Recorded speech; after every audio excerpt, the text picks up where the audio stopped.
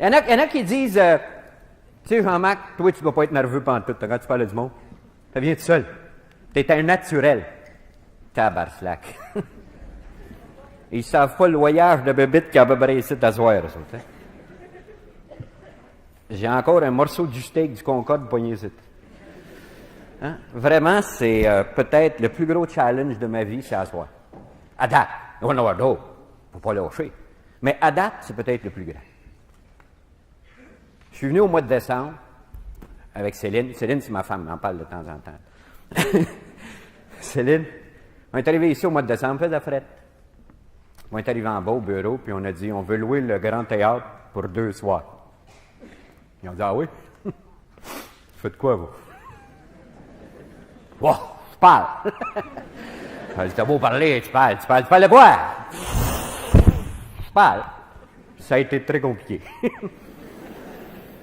Tu sais, quand tu dis un gars parle, tu parles pas de même à 2 personnes, mais là, tranquillement, je me suis enflammé. Ils ont dit, ouais, ça va marcher. Je suis venu il y a 2 semaines, puis ils ont dit, Jean-Marc, on veut pas te désappointer. Des fois, il y en a moins, tu sais, que. Mais ça fait rien, c'est un bon départ. J'ai dit, non, on s'énervera pas. Ils ont dit, on a même pensé, Jean-Marc, de mettre les 2 soirs dans une. Ça fera plus de monde, tu sais, ça fera moins vide. J'ai dit, ouais. Tu sais, c'est pour encourager un gars. Tu sais, un gars vient à Québec, on l'encourage. On dit, on pourra fondre les groupes, t'as moins de vide. Puis j'ai dit non. Peut-être, ils ont pourra couper la publicité, ça te coûtera moins cher. J'ai dit non, on va continuer. C'est fantastique, hein? Ce soir, c'est quasiment plein, 1500. Demain, c'est plein. Formidable. Incroyable. C'est vrai, hein? Formidable.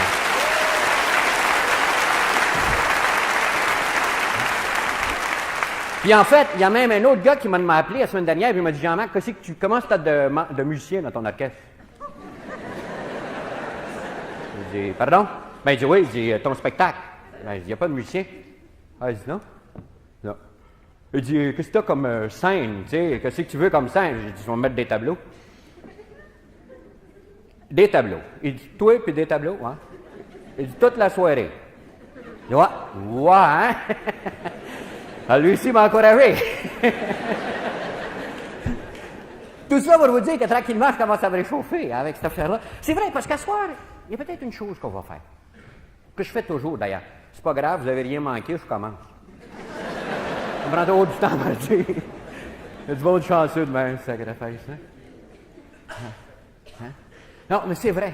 On va faire quelque chose à soir. On va se poser des questions. Tu sais, dans la vie, on ne se pose pas assez de questions. On ne se pose pas assez de pourquoi. Tu sais, dans la vie, il y en a des pourquoi. Il y a quelqu'un l'autre fois qui disait ça à la radio, puis c'était bon en sacrifice. Il disait, les réponses vieillissent. Puis pour avoir une nouvelle réponse, il faut que tu te reposes la question. Ce qui me fait, les gens ne se posent pas les questions. Tu sais, les petits jeunes. Vous avez un petit bébé, un petit gars, qui est avec son père, puis il voit un train passer. Il dit, papa, pourquoi le train a des grosses trous? Ben, tu dis, c'est pour qu'il aille plus vite. Il dit, ouais. Pourquoi il va tranquillement là-bas? Ça, c'est ça. Ben, un adulte, il fait pas ça. Un adulte, il voit un train passer, il dit, il y a des grosses trous. Tu veux un train des petits trous? Qu'est-ce que tu veux, des grosses trous?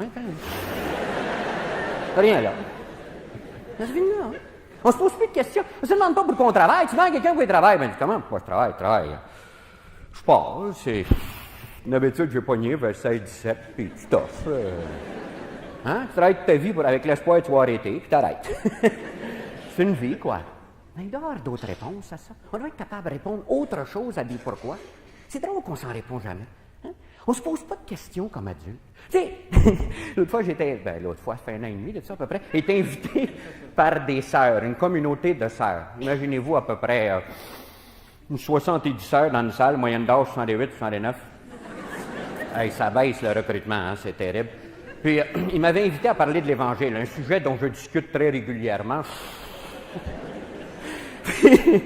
Puis moi, je lis ça l'Évangile, mais je lis ça avec ma tête en me posant des pourquoi, en me disant, pourquoi c'est fait de même? Pourquoi on fait telle chose? Par exemple, à un moment donné, c'est marqué dans l'Évangile, quand tu manges une claque sur une joue, tu présentes l'autre joue. Ben, jusque-là, moi, je suis d'accord. Mais quand tu as fini le bac de joue, as-tu le droit de faire ça à ton tour? Tu sais, moi, je lis ça l'Évangile en me disant, tu donnes 2 chances au gars qui fesse.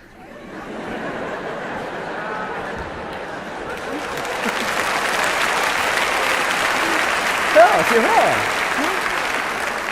Il y a une autre place aussi, c'est marqué « Pourquoi tu t'énerves à travailler toute la journée? Regarde les petits oiseaux du ciel. Tu te fatigues pas, eux autres? Pourtant, ils mangent régulièrement. Mais as-tu vu ce qu'ils mangent, tabarnak? C'est pas marqué « T'es obligé de manger ça. » Hein? On voit ça de même. Il y a un de mes amis aussi. Tu sais, des questions d'adultes. Il n'y a jamais un enfant qui posait une question de même. Il était dans une salle de médecin. Je ne sais pas si vous imaginez, c'est un médecin qui réussissait bien, une grande salle d'attente. Parce que les médecins qui réussissent bien ont des grandes salles. Ah oui, je ne réussis pas dans une petite salle. Puis il est dans une grande salle d'attente, puis il est assis sur un journal. Fait qu'il y a un gars qui s'approche, puis il dit le lis-tu?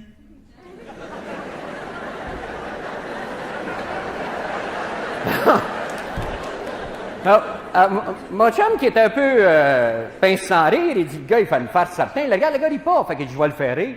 Tout le temps, le gars, il dit, oui, je devrais aller. Comme c'est un adulte, il n'a pas posé de questions, le gars. Il était allé s'asseoir à côté. Il dit, devrais aller. Il l'a dit, le gars, il devrait aller. Quand mon chum a vu que le gars riait pas et qu'il était assis sans rien dire, il s'est levé, puis il a tourné la page. Le gars n'a même pas ri. Ah, le gars, il dit, t'as aller, regarde, il tourne les pages. C'est tout là, hein?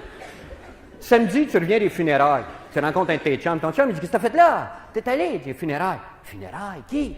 Arthur. Il est pas mort? Non, ils enterrent vivants à Québec. Il est pas mort. Les funérailles. Il n'y a pas un enfant qui oserait poser une question de même. T'as des troubles d'auto, ça à 20, t'es à quatre pattes en dessous du char. Il y a toujours un automobiliste sympathique qui arrête derrière toi puis il dit t'as-tu un problème? Non. Il fait trop soleil dans le milieu de la 20, je me quisse en dessous du char. C'est régulièrement. Hein? Mettons qu'aujourd'hui, on se pose des pourquoi. Des pourquoi. Et vous avez remarqué mes méthodes audiovisuelles très poussées. Avec un déficit de 126 000, tu ne peux pas te payer tout, hein? Un grand théâtre, on arrache. C'est une farce, c'est moi qui l'ai demandé. Hein? C'est de baisse. Mais on va se poser des pourquoi. Je pense que ça, c'est une des premières choses. La deuxième petite affaire que je voudrais vous dire avant de commencer, c'est que vous avez remarqué, ça fait à peine 5 minutes que je parle. Je parle très, très mal. Je parle très, très mal en français, puis je parle aussi mal en anglais. Je suis bilingue. Hein? Je suis né dans le bilinguisme. Ma mère est de langue anglaise, elle est écossaise, en fait. Elle est ici, elle est écossaise. Mon père est canadien-français. Alors, tu sais l'histoire du Bill 22 qui dit qu'il parle la langue maternelle, c'est vrai en tabarnak. Tu n'apprends pas la langue du pays, le pays est jamais là. Tu apprends la langue de la main, c'est ce médaille. Tu apprends la langue de la main. Hein? Alors, forcément, j'ai appris beaucoup plus d'anglais. À tel point que pour moi, l'anglais, c'est ma langue maternelle au départ. Puis à 6 ans, mon père a dit, hey, on va le mettre dans une école française avec un nom comme je sais plus. Ça se prononce en anglais, mais c'est pas beau pantoute. Puis il avait raison d'ailleurs. Alors, je suis allé dans une école française. Ma première réaction en arrivant dans une école française, c'est que je ne comprends pas parfaitement, moi. Ça m'est compliqué, la vie du français. Alors, la première réaction, comme je ne comprends pas bien, première réaction d'un gars qui ne comprend pas, il dit, pour moi, il parle de moi. C'est pas vraiment tout. Il n'y a pas un petit gars qui parlait de moi dans la gang. Ils ont tous dit, du anglais, s'il veut jouer, mais quand il saura le français, il viendra jouer avec nous autres. Ça finit là. Au bout de 3-4 jours, j'ai décidé d'aller jouer avec eux autres. Évidemment, comme le français, je n'arrachais, je parlais en anglais. Je ne comprenais pas toujours. Alors, j'ai commencé à parler avec des gestes. Puis, ce qui est fantastique, c'est qu'avec des gestes, on réussissait à se comprendre. Tous ensemble, en parlant avec des gestes, on se comprenait. On jouait au cowboy, il faisait « pow ». Il faisait « mourant en anglais », puis il comprenait pareil. Extraordinaire. Il comprenait parfaitement. Savez-vous qu'à 6 ans, j'ai réalisé une affaire extraordinaire? C'est que tu parles autant avec ton corps, avec ton attitude, ta façon d'être, que tu parles avec ta langue. Puis des fois, il y a des contradictions entre les deux. Ça ne dit pas la même affaire. Le gars, il va être gagnant. Puis Alain pardon. Puis il dit, moi, je suis un gagnant. Mais pas tout le temps, des fois, je perds. Mais c'est évident, gars. Hein? Je vois des gens, par exemple, qui sont dans les affaires. Hein? Puis tu t'achètes encore des cravates à 4 pour une pièce. Il m'a dit, sacrifice, tu fais là. Il dit, ben, je renverse toujours de la soupe, sacrifice. Le gars, se paye tout, hein? Mais je me dis, mon gars, tu manques un thrill extraordinaire à renverser de la soupe sur une cravate à 20 pièces. Tu vois les 2 premières gouttes, tu dis, on dans la soupe, hein? Il y a un thrill! Mais on ne se paye même pas ça. Je vois des gens qui signent des commandes, qui discutent de contrats de plusieurs millions de dollars avec une plume à 38 cents. Mais il la perd tout le temps. Va-tu au voler, tu mets 36 plumes là. Mais je me dis au départ, tu dis au gars, pèse fort, c'est en 3 copies. Puis ta plume, c'est une vieille plume, c'est une cheap. Puis tu veux que je signe pour un gros montant, qu'est-ce que tu es en train de me dire? Hein? Ça me frappe. Ben, on est à Québec. Ça m'arrive très souvent de venir à Québec, travailler à Québec avec des compagnies. Je viens dans le temps du carnaval. As-tu déjà parlé du carnaval à un gars de Québec? Du carnaval de Québec? D'abord, tu prends le taxi à l'aéroport. Tu dis au gars, comment ça va le carnaval? Fais-le-moi-en pas, tabasse. C'est clair. Le monde pacté, puis personne ne sait où ça veut, les hôtels sont remplis, c'est plus hôtel. C'est-tu bon, madame? Ma meilleure semaine de l'année. Mais il est en train de me vendre tranquillement, le cadeau, tu sais. T'arrives à l'hôtel, qu'est-ce qu'il dit à l'hôtel? Comment ça va, le carnaval? Parle-moi pas de ça, les gens ne font pas réservation, encore 2 de coucher dans le corridor. C'est terrible, c'est-tu bon? La meilleure semaine de l'année. Hein? Tu rencontres des chums, tu dis, puis, vas-tu au carnaval à soir? Oh, je ne vois plus, moi. Je joue pareil, ça fait 5 ans que je joue pareil. Moi, je dis aux gens de Québec, faites attention, cette attitude-là, un bonjour, le maître drapeau, il cherche quelque chose. Là.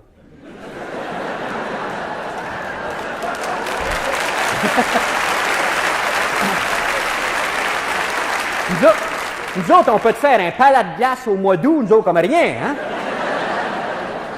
Il n'y a pas de problème là. C'est l'attitude, hein? Puis peut-être pour être un peu plus sérieux, juste la façon qu'on parle. Je vois des gens, par exemple, qui à la suite du 15 novembre me parlent plus politique. Parce qu'on en parle plus politique. Puis je vois des fédéralistes qui me disent, Jean-Marc, moi je suis pour un grand Canada. Je dis, ouais, pas de faire ça. Un grand Canada, moi je suis pour ça aussi, peut-être. Oui. Mais sais-tu que dans le Canada, il y a une province qui est quasiment en faillite? Savez-vous que Terre-Neuve, à l'heure actuelle, dépense 96% de l'argent qu'elle collecte de ses taxes pour payer de l'intérêt sur ses obligations? Il reste 4% de sa propre impôt pour de l'expansion. C'est une province quasi en faillite à Terre-Neuve.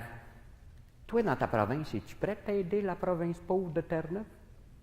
Es-tu prête à déménager la petite usine? Le gars, il dit, oh, mais c'est pas tout à fait pareil. Oh, le fédéraliste, c'est où? Mais je rencontre des indépendantistes qui me disent la même chose. Je rencontre des indépendantistes qui me parlent d'indépendance du Québec. Mais ils me parlent de quand est-ce qu'ils vont avoir leur prochaine subvention. Ça, ils m'en parlent beaucoup. Ils me demandent, penses-tu que les dents, ça va être payé par le gouvernement? Mais je dis, qu'est-ce que c'est qui les dents, frère? C'est tes dents, c'est pas les dents de la communauté. Hein? On me parle d'indépendance, puis on est dépendant. Mais je me dis, hey, comment tu fais pour régler les deux? C'est pas logique. C'en est des pourquoi. C'en est des pourquoi. C'en est aussi peut-être des façons de parler, des façons de s'exprimer, des façons de transmettre avec ses propres images, sa propre attitude, ce qu'on est. Ça me frappe, ça aussi. Puis ça, j'ai appris ça, moi. Évidemment, je parle mal, puis je m'en excuse, c'est pour ça que je vous le disais. J'ai un mauvais patois à part de ça, je dis « kiss ». Je m'en excuse grandement, j'essaye de remplacer ça par des sacrifices. À chaque fois que tu vois un sacrifice, c'est un kiss de moins. Mais c'est tough en kiss. En tout cas, de toute façon, je fais mon possible. On va laisser les remarques. Il y a peut-être une première question que je voudrais vous poser sur ce premier tableau-là. Une première question qui est importante. Oups! Il ne faut pas que je me déplogue. Une première question. Hein? Tout le monde parle de réussir. Moi-même, j'en ai parlé. Hein? J'ai dit, réussir au Québec, pourquoi pas? On parle tous de réussir. On veut réussir dans la vie. On voudrait que nos enfants réussissent. On voudrait que la femme réussisse. On voudrait que la société réussisse. On voudrait que le Canada réussisse. On voudrait que la province réussisse. Puis où vient ma question, c'est... ça veut dire quoi, réussir? C'est quoi, réussir? Des fois, j'en parle à des gens, puis les gens me disent « Réussir, Jean-Marc? » Ça, c'est un gars, tu sais. C'est une espèce de gars qui fait comme une réussite, tu sais. Il réussit. Je dis « Ouais, c'est à peu près ça. T'as raison. Réussir, c'est réussir. » C'est d'accord. Mais c'est quoi, réussir? Il y en a d'autres qui me disent « Réussir, Jean-Marc, c'est faire beaucoup d'argent. » Je suis d'accord que faire beaucoup d'argent, c'est peut-être un signe de réussite. Mais ce n'est pas nécessairement une réussite. Parce que si c'était une réussite, tu ne pourrais pas parler d'un enfant d'1 an qui réussit. Puis pourtant, tu dis d'un enfant d'1 an qui réussit. Quand tu vois un petit bébé qui part du frigidaire puis qui se rend au poêle sur ses 2 pattes, tu le regardes, tu dis « Tabarslack, il commence à l'avoir. » Hein? Mais si à 5 ans et demi, il est toujours entre le poêle et le frigidaire. Là, tu dis « Qu'est-ce qu'il en perd un peu, hein? » Il aurait dû en regagner. Puis, elle a la définition de réussir. Pour moi, réussir... Puis, remarquez que vous avez la vôtre, votre définition. Je vous donne la mienne. La mienne peut être contestée. Ce qui est important, c'est que vous ayez la vôtre. C'est celle-là qui est importante. Mais pour moi, réussir, c'est se dépasser. Réussir, c'est aller plus loin. Hein? C'est arrêter de se contenter. T'as rien manqué, je commence. Hein? C'est arrêter de se contenter. Puis pourtant, dans le Québec, qu'est-ce qu'on nous vend? On ne nous vend pas l'idée de se contenter. Dans le fond, on n'est pas rendu comme Elsie the Cow, Contented Cows. Tu sais, t'es en train de traire une vache le soir, puis elle dit « Qu'est-ce qu'il n'y a pas grand lait? » Elle dit « Si t'en veux plus, tu viendras demain. » Tu produis ça la journée. Vous remarquez qu'une vache, ça ne se dépasse pas. Il n'y a pas un animal sur Terre qui peut se dépasser. Il n'y a qu'un être qui se dépasse sur Terre, l'humain. Puis ce qui me frappe, c'est que la grande majorité des humains ont fini de se dépasser. Ils ont 40, 50, 60, 75, 80. Puis ils sont toujours entre le poêle et le frigidaire. Mais dit-il, c'est pas possible. Ils sont rendus dans une routine. La vie est devenue tout encadrée, c'est tout fait d'avance. Lève-toi le matin, 7h15, 7h30. 8h moins quart pour déjeuner, une toast, un café, jamais deux, donne mal au cœur. 8h15, pogne le phare. Arrive au complexe vers 9h moins 20. Hey boy, je vais être là à caisse aujourd'hui. 4h20, il se lave les mains. 4h30, un stampede à la porte à vitesse qui sort. Va vraiment rentrer à l'envers, il te fait écraser. C'est-tu vrai, hein? Arrive chez eux, 5h moins 20, 5h moins 10. Prends une bière, jamais deux, sa femme ne veut pas deux. 5h30, s'assoit pour souper, soupe. 6h moins quart, rouvre la télévision. Qu'est-ce que c'est plat dans la télévision? Il n'a rien de bon ce canal-là. Il ne faut pas prendre de changer le canal, l'autre aussi plat, ils sont tous plats. 10h30, 11h moins quart, 11h après les nouvelles. Il va se coucher. Le lendemain, il se lève, 7h15, 7h30. Déjeuner, 8h moins quart, une toast, 5 cafés, jamais deux, donne mal au cœur. Puis la même caisse de routine qui recommence. Les vacances d'été, 2 semaines. Au chalet. Première semaine, peinture le chalet. Deuxième semaine, déboise le chalet. Au bout de 2 semaines, tu reviens au bureau et tu dis, boss, ça va me prendre 3 semaines. La forêt en regagne sur le chalet.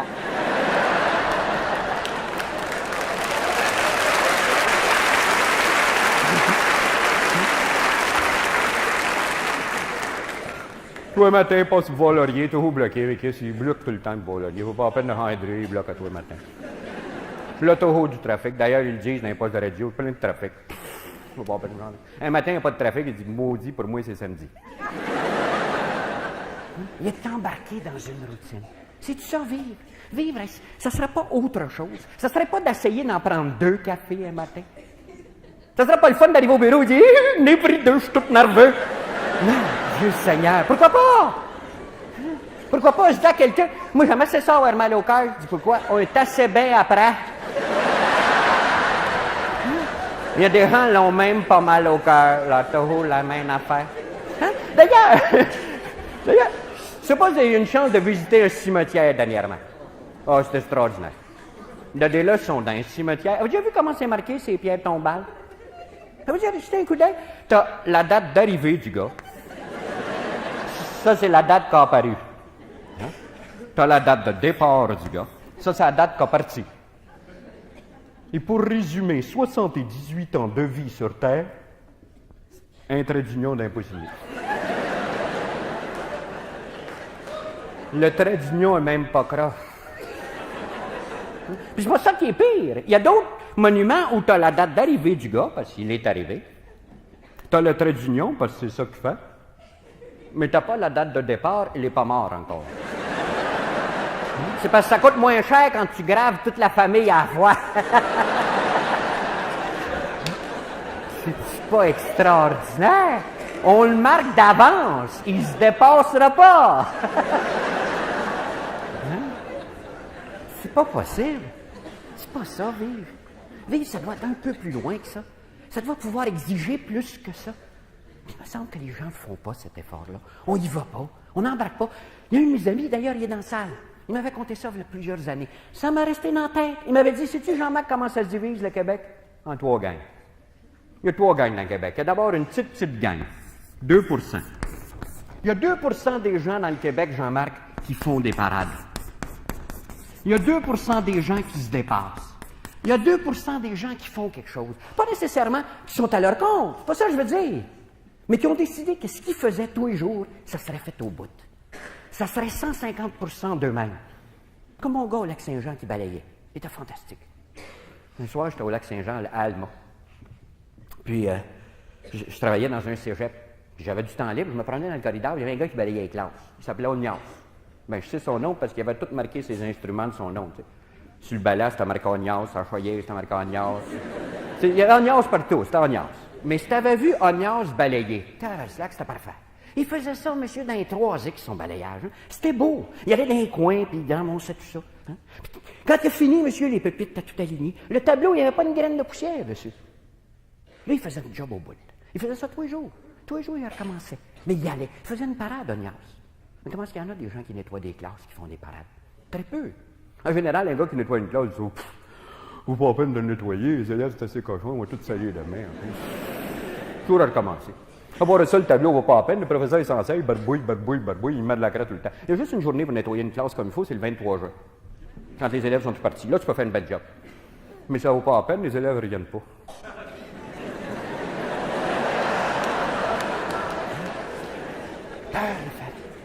Ce qui est le fun, c'est de faire une parade. Hein? Évidemment, à côté de ça, il y a une autre gang de gars. 8 des gens. Eux autres font pas la parade, non. Ils regardent la parade. Puis ils disent ça, t'as une pièce de belle parade. Oups. N-T. Pas faire de faute. Hein? Ils regardent la parade. Puis ils regardent passer, puis ils disent devrait être dans la parade. Évidemment, c'est pas le temps-là, je suis trop jeune. Plus tard, quand je serai mûr, vers les 40 ans, j'aurai de l'expérience. Là, je ferai une parade. Quand tu arrives 40, 45 ans, mais laisse pas le temps de faire des parades, tu as la famille, la maison, le standing familial. Tu dis plus tard, quand les enfants seront partis, je ferai une parade. Puis à 55, 60, les enfants sont partis, tu dis là, mais ça vaut pas la peine de faire une parade là. Qui se prend en pension dans 5 ans? Hein? Pas pour rock de beau. Parce que 65, ben là, t'arrêtes, t'es pas pour faire une parade là, tu t'achètes une chaise berçante, puis tu te berces. Puis toute ta vie, tu as vu les autres réussir. Toute ta vie, tu as vu des gars réussir, se dépasser. Ah, évidemment, tu as dit ça, c'était naturel. C'est parce que lui, il l'a dans le sang. Il est né avec ça. Il est chanceux. Tandis que moi, je ne l'ai pas. Pas vrai pantoute. C'est pas vrai pantoute, hein? Tu vois, c'est la différence entre les deux groupes. Je l'ai déjà dit plusieurs fois. La seule différence, c'est que eux autres, ils ont peur avant. Eux autres, ils ont peur après. Les deux groupes ont peur. Tu sais, ça revient à mon histoire, qui est très vieille d'ailleurs, depuis le temps que je la compte, mais je la raconte pareil, parce que je la trouve très bonne. Hein? C'est mon histoire d'un général anglais qui parlait au général canadien-français, puis il disait au général canadien-français, voyez-vous, nous, les Anglais, à la guerre, nous sommes très logiques. Tout ce que nous faisons, il y a une logique derrière. Par exemple, nous portons des vestes rouges. Très important, une veste rouge à la guerre. Parce que quand on est blessé, le sang paraît pas, puis les soldats continuent à se battre derrière nous. Alors, le Canadien-français qui connaît ça, il dit à son aide de camp, amène donc mes culottes brunes.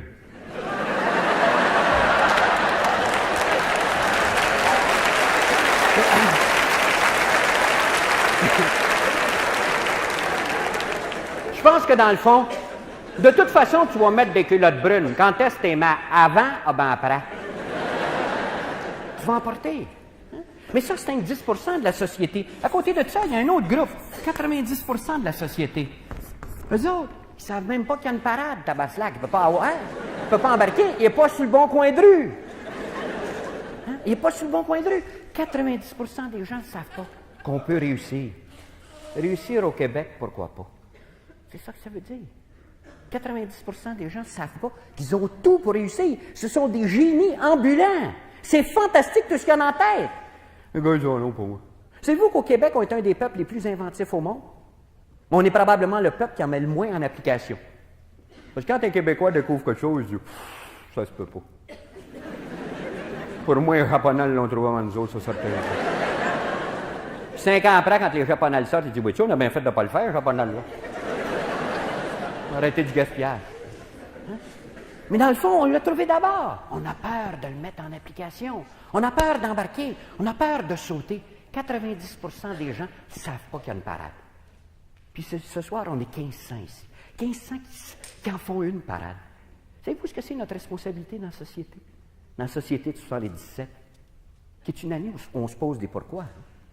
On s'en pose à tous les niveaux. Il n'y a pas une place au Canada. Je l'ai fait, le Canada. Je l'ai fait en janvier. Il n'y a pas une place au Canada, on ne se pose pas de questions à l'heure actuelle. On ne s'en pose pas des pourquoi. Puis on est dit 1500 ici ce soir, faisons une parade. Notre job, c'est quoi? C'est de convaincre les gens d'ici qu'il y a une parade. C'est leur dire, hey, petit gars, il y a une parade, embarque. T'as tout, t'as le pot. C'est fantastique ce que tu es capable de faire. Mais embarque dans la parade. Mais ça, c'est exigeant pour nous autres, par exemple.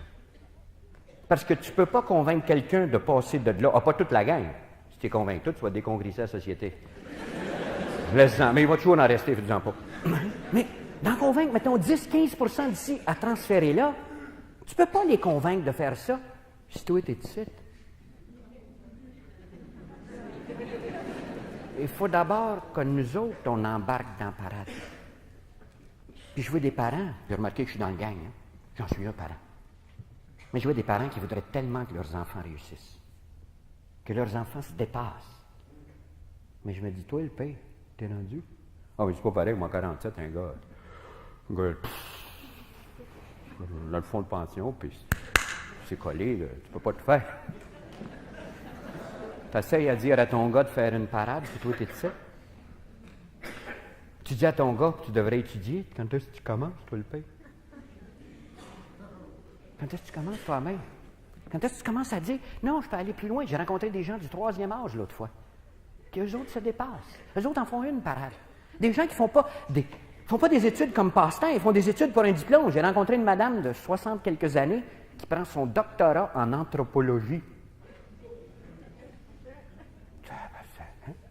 Mais la vois-tu, quand tu parles aux petits-enfants, elle leur dit « Continuez à l'école ». Tu dis « Toi, mais je vais sortir le doctorat l'année prochaine. » Hein? Tu as déjà embarqué dans ta parade. Tu ne peux pas convaincre des gens de faire quelque chose si toi, tu n'es pas embarqué. Puis ça, c'est à tout âge. 3e âge, les enfants pareils, les adolescents pareils. J'ai eu la chance de discuter, très peu, d'une chose terrible qui se produit dans le Québec comme partout ailleurs dans le monde. Ça s'appelle des suicides. Savez-vous que les suicides, la grande majorité, les gens ont moins de 35 ans? C'est des gens qui commencent, qui ont tout pour se dépasser. Tout pour se dépasser. Mais je me dis, sacrifice jusqu'à la société autour.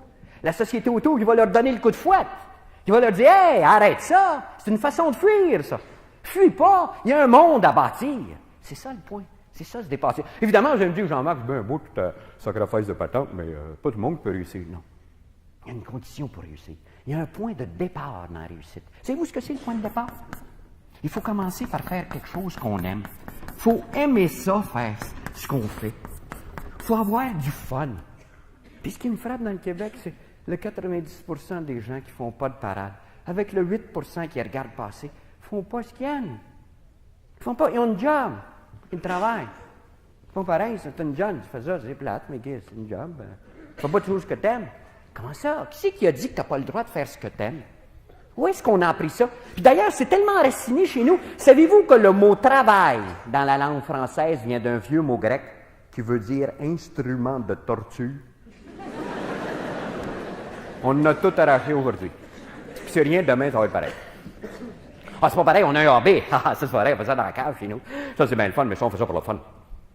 Mais je me dis que c'est ça, c'était-là. C'est les gens qui ont des AB. Ça, c'est des choses que t'aimes. Pourquoi on n'embarque pas là-dedans? Et je rencontre des gens autour de le bras qui n'aiment pas faire ce qu'ils aiment, ce qu'ils font. Mais je me dis, qu'est-ce que tu fais là? Le gars, il me sert du café, puis il n'aime pas ça, servir aux tables. D'abord, son café n'est pas le fun, parce qu'il met le garage. Puis si tu veux du lait, il se prend un petit pot sur l'autre table. Pour ça, pendant le mot du temps, prendre un café, on se 4h30 dans l'après-midi. Hein? Puis là, il n'aime pas ça. Qu'est-ce qu'il fait là? Hein? Les gens n'aiment pas faire ça. Hein? Ben, bon. Juste des petits faits. J'ai déjà eu une Peugeot. Je ne l'ai plus. Mais je l'ai déjà eu. Puis quand j'avais ma Peugeot, des fois, elle avait des petits problèmes. Puis là, j'allais au garage. Puis le gars du garage, il était dedans même. Puis je faisais les bras, puis il disait « C'est à toi? » « Ah oui. » Mais vraiment, c'est tout métrique. C'est pas fait pour nos températures. C'est tout des morceaux. Tu devrais t'acheter un char américain, c'est bien plus facile. Moi, je regardais le gars, puis je disais, il n'aime pas ça, un garage, ce gars-là. Moi, être garagiste, réparer des autos, puis voir une Peugeot arriver, je disais, une Peugeot! Oui, monsieur! Je vais vous réparer ça! 2 Peugeot, tu auras un garage à l'année longue.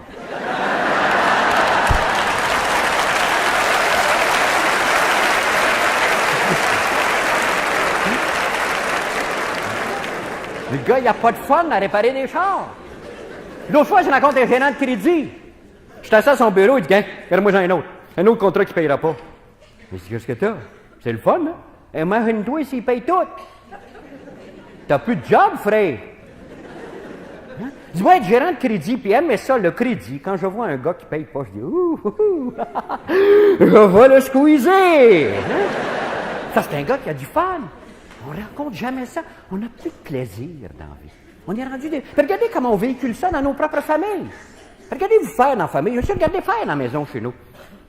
Tu arrives le soir fatigué, puis tu pièges après, puis tu dis, papa, tu pièges pas le pas fort. Parce que là, comment la tête, là, papa, elle a fait une très grosse journée, là. On va chercher les chaussettes, puis une petite bière froide, là, puis joue dans le coin. Puis tu pièges, j'en vais dans le coin, puis dis, ça allait plat de travailler. Ah, tu veux le bonhomme dans le fripé. Le matin, tu pièges, il dit, papa, ne tente pas de l'école le matin. Comment ne tente pas de l'école? Regarde-moi, je m'en vais au bureau, je vais pareil, qu'est-ce que fais pas de choses que t'aimes? T'es en train d'y vendre l'idée du travail. C'est vrai.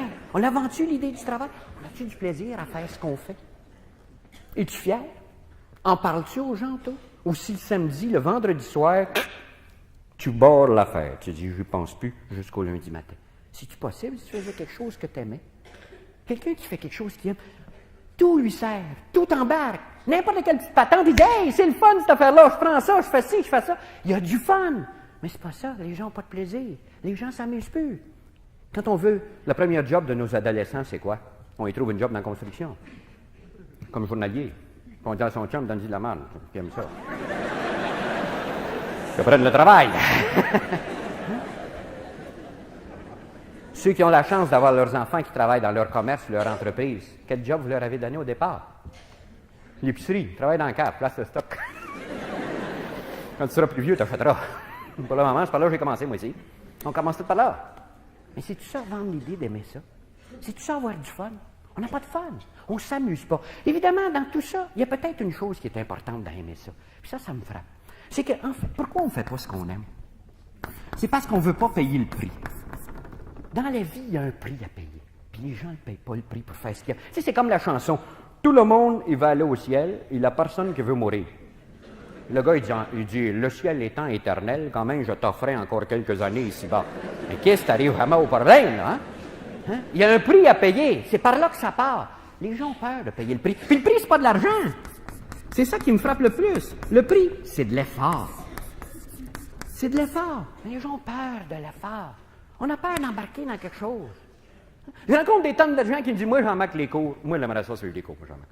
Moi, le décours, là, j'aimerais assez ça suivre des cours. Oui, j'aime ça, des cours. Évidemment, ça tombe bien mal. C'est parce que l'automne, j'ai un grand terrain. Il faut que je plie mes arbres, rentre mes trottoirs. J'ai toute une série de choses à faire. Je finis pas avant le 24 novembre. Là, les cours sont commencés, c'est pas le temps, là. Puis dans le temps des fêtes, il n'y a pas de cours. Puis nous autres, le printemps, c'est tellement actif, l'overtime, et tout, t'as pas le temps de suivre des cours, là. Puis l'été, c'est vacances, il n'y a pas de cours. Mais je l'aimerais ça, suivre des cours. Je l'aimerais ça, suivre des cours. Ils vont l'aimer ça toute leur vie, des cours. Ils l'embarquent jamais. Tout ce que ça prend, c'est l'effort. Mais on ne le fait pas. On a peur d'apprendre. On a peur de prendre juste un petit livre puis de passer au travers. On n'y va même pas. Hein? L'effort, ça ferait ça. Puis l'effort, ça serait quoi au départ? Il y aurait peut-être ceci comme effort à faire. La ténacité. On n'est pas tenace. On lâche. On lâche. Puis, messieurs, je vous souhaite quelque chose. D'être aussi tenace que les femmes qui sont ici. Parce que des femmes, ça, c'est tenace. Oh, puis c'est vrai, hein? Je sais pas si vous avez déjà fait affaire avec un vendeur d'immeubles féminins. Elle t'appelle au téléphone, puis tu dis non, je veux rien, rappelez-moi dans 2 mois. 2 mois après, elle rappelle. Tu dis non, pas besoin de rien, rappelez-moi dans 6 mois. 6 mois après, elle rappelle. Elle va rappeler tant que tu lui diras pas, je veux plus que tu me rappelles. Elle rappelle régulièrement. Mais un gars, t'as pas besoin de dire ça. Un gars, t'as juste à dire, rappelle-moi dans 6 mois, le gars. Il a ma carte, sa graffaire, il me rappellera. S'il veut pas, il me rappelle. C'est fini, là. Ça ne rappelle plus. Puis savez-vous que physiologiquement, les femmes sont plus tenaces? J'ai rencontré quelqu'un qui a travaillé 28 ans, je pense, dans une pouponnière. C'est extraordinaire ce qu'elle m'a dit. La différence entre les bébés mâles et les bébés femelles. Par exemple, un bébé femelle, t'as pas besoin de le réveiller. Il crie quand il a faim. Un bébé mâle, lui, si tu ne le réveilles pas, OK, je mange pas. C'est tellement vrai qu'elle disait, t'es en train de nourrir un petit bébé femelle qui enlève la bouteille, pas griller. Un petit bébé mâle qui enlève la bouteille, ferme les yeux. Ça l'enlève, c'est parce qu'il n'en veut plus. Ça. Un incubateur, 8 sur 10 des bébés femelles vivaient dans l'incubateur, ont des chances de survie. 5 sur 10 seulement des morts. C'est extraordinaire. On a une leçon à apprendre de ténacité, là. Mais il n'y a pas seulement les femmes qui sont tenaces. Il y a peut-être des races à apprendre. Apprendre de certaines races qui viennent au pays. Apprendre de certaines races. Entre autres, puis je ne dis pas ça péjorativement, au contraire. J'admire les Italiens qui nous arrivent au pays. As-tu vu un Italien arrive au pays? Tabarslac. Hein? Il arrive avec 35 piastres, je fais une bottine. Là, rien, hein? 3 jours après, il commence à visiter des blocs. D'un coup, il voit un bloc de 4 étages. Regarde ça, il dit, ah, là, parfait. Toute la famille va rentrer là-dedans. Hein? Il voit tout, hein? Là, il demande au gars comment ça coûte, ça. Hein? Le gars, il dit, c'est 5 000 de down payment. 5 000, attends un instant. Là, il revient chez eux. Il n'a pas le plus gros job, hein? D'habitude, il a le job du bas. Il est journalier, d'habitude. Il n'a pas pris le haut de l'échelle, c'est le bas de l'échelle. Là, il fait son calcul. Puis là, il décide qu'il va mettre 20 piastres par semaine à la banque. Il ne peut pas en mettre plus. 20 piastres, c'est le maximum. Puis il décide de mettre 20 piastres. Ça va être 20 piastres tout le temps. 20 piastres tous les semaines. Le jour de Noël, ils vont mettre son 20 piastres à la banque, puis ensuite, il achète des cadeaux de Noël. Quand il part en vacances, il met 40 piastres à la banque, il part pour 2 semaines. Mais 5 ans après, 1000 piastres par année, il a le 5 000, puis il achète le bloc. Mais prends un bon Québécois comme moi. Il décide de mettre 20 piastres par semaine à la banque. Hein? La première semaine, tu mets le 20 piastres. La deuxième semaine, qu'est-ce que ça tombe mal? Ah, c'est le party des sucres, tu peux pas aller là, pas d'argent, l'air fou, tu dis, voici ce que je vais faire. Je vais en mettre un 10, on va me repogner sur 30 la semaine d'après. La semaine d'après, tu viens me mettre 30 piastres, ta femme a dit, Pierre a besoin des bottines. Qu'est-ce que je vais mettre 30 piastres à la banque à acheter des bottines? Voici ce que je vais faire. On va me mettre un 10, on va me pogner sur 40 la semaine d'après. La semaine d'après, tu viens me mettre 40 piastres. Tu mets 40 piastres à la banque, il n'y a plus d'argent dans tes poches. Là, fou, pas de beau du bon sens, ce système-là. Tu sors tout l'argent de la banque. 5 ans après, tu dis, il faudrait que le gouvernement fasse quelque chose. Les Italiens sont après à acheter le coin, c'est.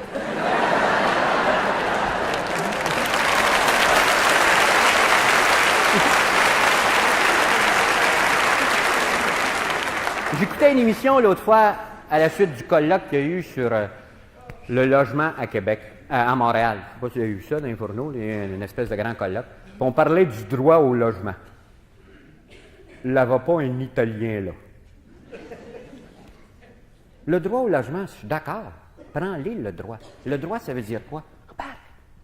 C'est ça, embarquer. Ténacité. Hein? On le fait-tu, ça? On est-tu vraiment tenace? Il y a une autre chose aussi dans l'effort à faire pour faire ce qu'on aime. C'est impossible de tout faire tout seul. Pourquoi on ne travaillerait pas en équipe? L'équipe, l'esprit d'équipe. Pourquoi on n'aurait pas ça? C'est drôle qu'en français, le mot équipe prend un qu'un P. Hein? C'est une équipe à un, probablement. On est probablement fort là-dessus. Hein? Mais je rencontre des tonnes de gens qui me parlent de leur bureau, de leur entreprise, de l'endroit où ils travaillent. Puis ils me disent, c'est ce qui nous manque, nous autres, au bureau, Jean-Marc, dans notre entreprise? C'est l'esprit d'équipe. Il nous manque, tu sais, un esprit d'équipe, une gang. Tu sais, on sent pas la gang derrière nous autres. Je dis, ouais, comment ça va, maison? Pas mal avec ta femme? Oh, très, très bien, pas de problème. Elle a son compte de banque, j'ai mon compte de banque. Elle a sa chambre, j'ai ma chambre. Elle prend ses vacances, une équipe, quoi. Mais je me dis, hey, quand est-ce que tu vas vraiment commencer à saisir ce que c'est? On a de la misère, nous autres, dans l'équipe. On a de la misère à comprendre ça, l'équipe. On a peur de se tenir. Ça me frappe. Puis là encore, on pourrait admirer certains peuples. Hein? Par exemple, les Juifs.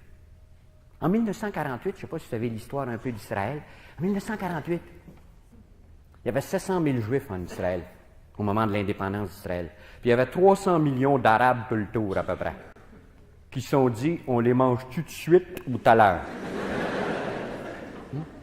On est 29 ans plus tard, à l'heure actuelle. Ils n'ont pas commencé à manger encore. Hein? Mais qu'est-ce qu'il y a? Qu'est-ce qui fait que cette poignée d'hommes-là, qui sont 4 millions quelques maintenant, a résisté à tout ça, a résisté à 300 millions? C'est l'équipe. Des Juifs, ça se tient. Ça se défait pas, ça se déconcrète pas, ça se démolit pas, ça reste uni, des Juifs. Hein? Quand Golda Meir est parti en 1948 d'Israël pour aller faire une collecte, parce qu'il n'y avait pas d'argent en Israël, puis il avait besoin d'armes, parce qu'il savait qu'il y avait une guerre, il est parti d'Israël pour aller à New York. pour aller collecter chez les Américains juifs. Elle est partie avec une robe, c'est tout ce qu'elle avait, un sac de papier, c'est tout ce qu'elle avait, pas de valise, un billet aller, même pas assez d'argent pour le retour. Puis quand elle est arrivée dans la première réunion à New York, elle leur a dit, « Messieurs, je ne suis pas venu vous demander si on doit continuer à se battre, nous autres, en Israël. C'est décidé. On va se battre au bout. Mais je suis venu vous dire que l'issue de la guerre dépend de la grosseur des images saintes que vous allez mettre dans le petit panier tout à l'heure. »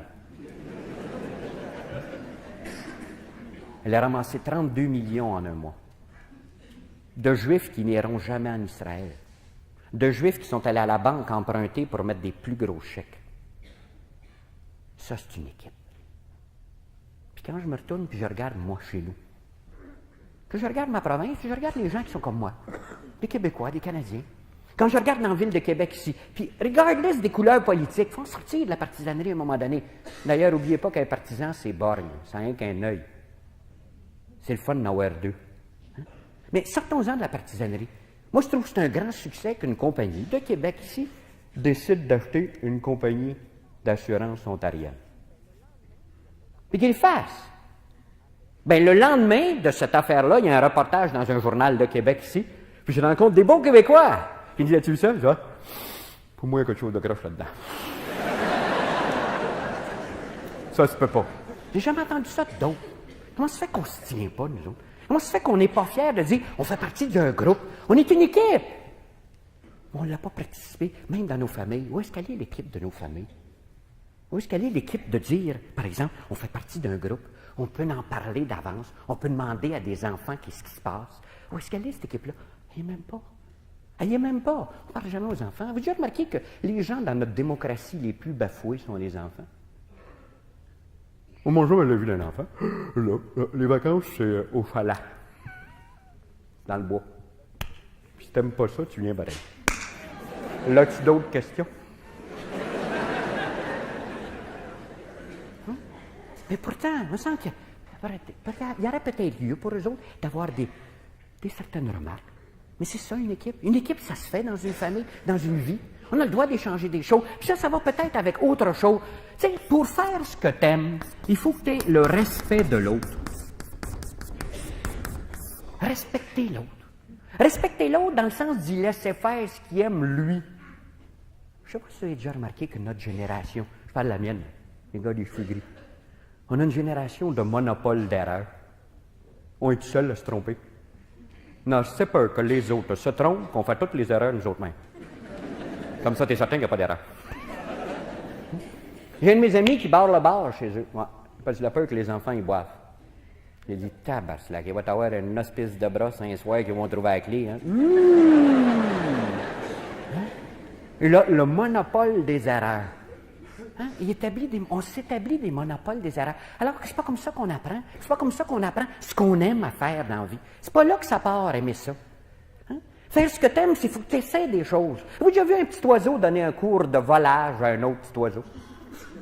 La leçon est extrêmement courte. Il kiss en bas du nez. Hein, c'est tout. Puis le petit oiseau va pipi, il dit, hey, si tu veux voler, il faut aller tes garcettes, ça remonte. J'ai jamais vu un oiseau tirer un autre oiseau. Ça se tire pas, un oiseau. Il explique même pas que ça a l'air un chat. Et quand tu vois un chat, c'est un chat. Hein? Puis le petit oiseau, dès qu'il voit un chat, il dit, ah, c'est un chat. Il part, hein? Ils sont tous de même. Ah, vous allez me dire, il y a des oiseaux qui se font manger par le chat. T'as raison. Mais il y a une hospice de voyage qui vole, par exemple. Hein? Puis ils ont tous appris de même. Il n'y a aucun cours de volage. Puis nous autres, on a assez peur que les autres se trompent. On transmet ça. On transmet ça. On ne veut pas qu'ils fassent des expériences. On ne veut pas qu'ils embarquent dans quelque chose. On va y revenir d'ailleurs, cette idée. On a peur que les autres bougent. Pourquoi pas laisser une chance au gars en dessous à bouger, au gars à côté? Pourquoi pas laisser une chance de faire sa propre expérience? Mais c'est pas ça. Tout est fait par un autre au-dessus. Avez-vous déjà remarqué que les balais dans une entreprise, c'est jamais acheté par le balayeur? Ben non, c'est acheté par un acheteur. Il achète n'importe quoi, entre autres les balais. Puis un jour, le vendeur de balais vient, puis il le voit, puis il dit, j'ai un spécial d'un 48 pouces. Là, il dit pas de farce. Un 48 pouces, ça va être parfait, ils vont prendre des grandes travées, mes balayeurs. Puis il achète une grosse de 48 pouces. Puis quand les balais arrivent dans le shop, le balayeur, il regarde ça, puis il dit, tabaslac. Il y a quelqu'un de malade en l'air, certain. Les allées ont un que 36 pouces. On n'a jamais fait le lien. On passe sa vie à ne pas se questionner. On passe sa vie à ne pas se respecter. Et on dit on est 6 millions, il faut qu'on se parle. Moi, à la place, je pense qu'il faudrait changer ça. On est peut-être 6 millions, mais on est 6 millions, il faut qu'on s'écoute. Il faut qu'on s'écoute. Rappelez-vous de cette phrase extraordinaire que j'avais lue il y a plusieurs années. Le bon Dieu nous a donné 2 oreilles et une bouche. C'est pour écouter 2 fois plus que tu parles. Ça serait-tu extraordinaire si on pouvait s'asseoir et écouter? Mais on n'écoute pas. On n'écoute pas. Les gens sont perdus dans des paroles, puis on n'écoute jamais. On n'a jamais le chance de dire, qu'est-ce que tu dis exactement? Dans une famille, l'adolescent qui arrive, puis je vous parle de chez nous, hein, remarquez que ben, les exemples viennent de moi. C'est nous, on n'écoute pas. Il est en train de t'expliquer quelque chose. Tu dis, oui, mais j'ai des problèmes. Ben oui, mais qu'est-ce? Dis-y, fan-toi. Il te parle. S'il continue à parler, écoute, oublie-les. Écoute, les gens vont t'expliquer tout. Mais on ne fait jamais cette démarche-là. Comment veux-tu découvrir ce que tu aimes? Hein? Puis peut-être qu'il y a quelque chose. Hein? Je remarque que dans tous les cégeps à l'heure actuelle, dans tous les cégeps, on a des cours. Mathématiques 320, français 308. Quand est-ce qu'on va avoir un cours MSA 419? Un cours MSA. Un cours dans lequel on va dire aux gens, ça c'est un cours fait pour trouver que c'est le thème. Ça va-tu être extraordinaire? Puis pourtant, je ne rencontre jamais ça. Je vois jamais ça, puis on ne laisse jamais la chance même à la maison. Aussitôt qu'un enfant arrive avec quelque chose, il y a toujours quelque chose à côté qu'on lui met sur le nez. Il arrive avec le bulletin du père, 94 en éducation physique. Tu dis, oui, mais tu as vu le français? 41. Boum! Écrase, hein? On se détruit. On détruit le goût de faire des choses, le fun. Si on a 94 en éducation physique, c'est peut-être parce que c'est le fun, l'éducation physique. Ça fait partie du cycle, le respect des autres. Le respect. Respect des autres comme écouter en politique à l'heure actuelle. Depuis le 15 novembre, c'est le fun. On est dans une période fantastique. Pour la première fois, on se pose la question pourquoi. Puis je vois des gens qui passent à travers ça. Les 2 œillets bien fermés, eux autres lisent le sport. Je me dis, c'est un sport, ça, frère. Si tu savais les points qui se comptent là-dedans. La fleur, c'est quasiment peanuts. Et t'as des parties de hockey, puis hey, les règlements sont pas tough là-dedans. Tu fais ce que tu veux. Hein? Mais il y a quelque chose d'extraordinaire. Mais ça devait être le fun. On n'a même pas cet effort-là. On est en train de bâtir un pays à l'heure actuelle. C'est ça qu'on fait. On est en train de réinventer le monde. Puis les gens ne le font pas. Les gens sont perdus. Ils ont peur de cet effort-là. Et dans le Québec, il y a peut-être une chose qui nous a manqué beaucoup dans notre vie. Je le mets ici. C'est la témérité. Avez-vous déjà réalisé que dans le Québec, on nous a vendu un dicton extraordinaire? Hein? Un tien vaut mieux que 2, tu l'auras. Fait que toi, t'as bouti qu'un tien, puis le voisin, il y a 2, tu l'auras.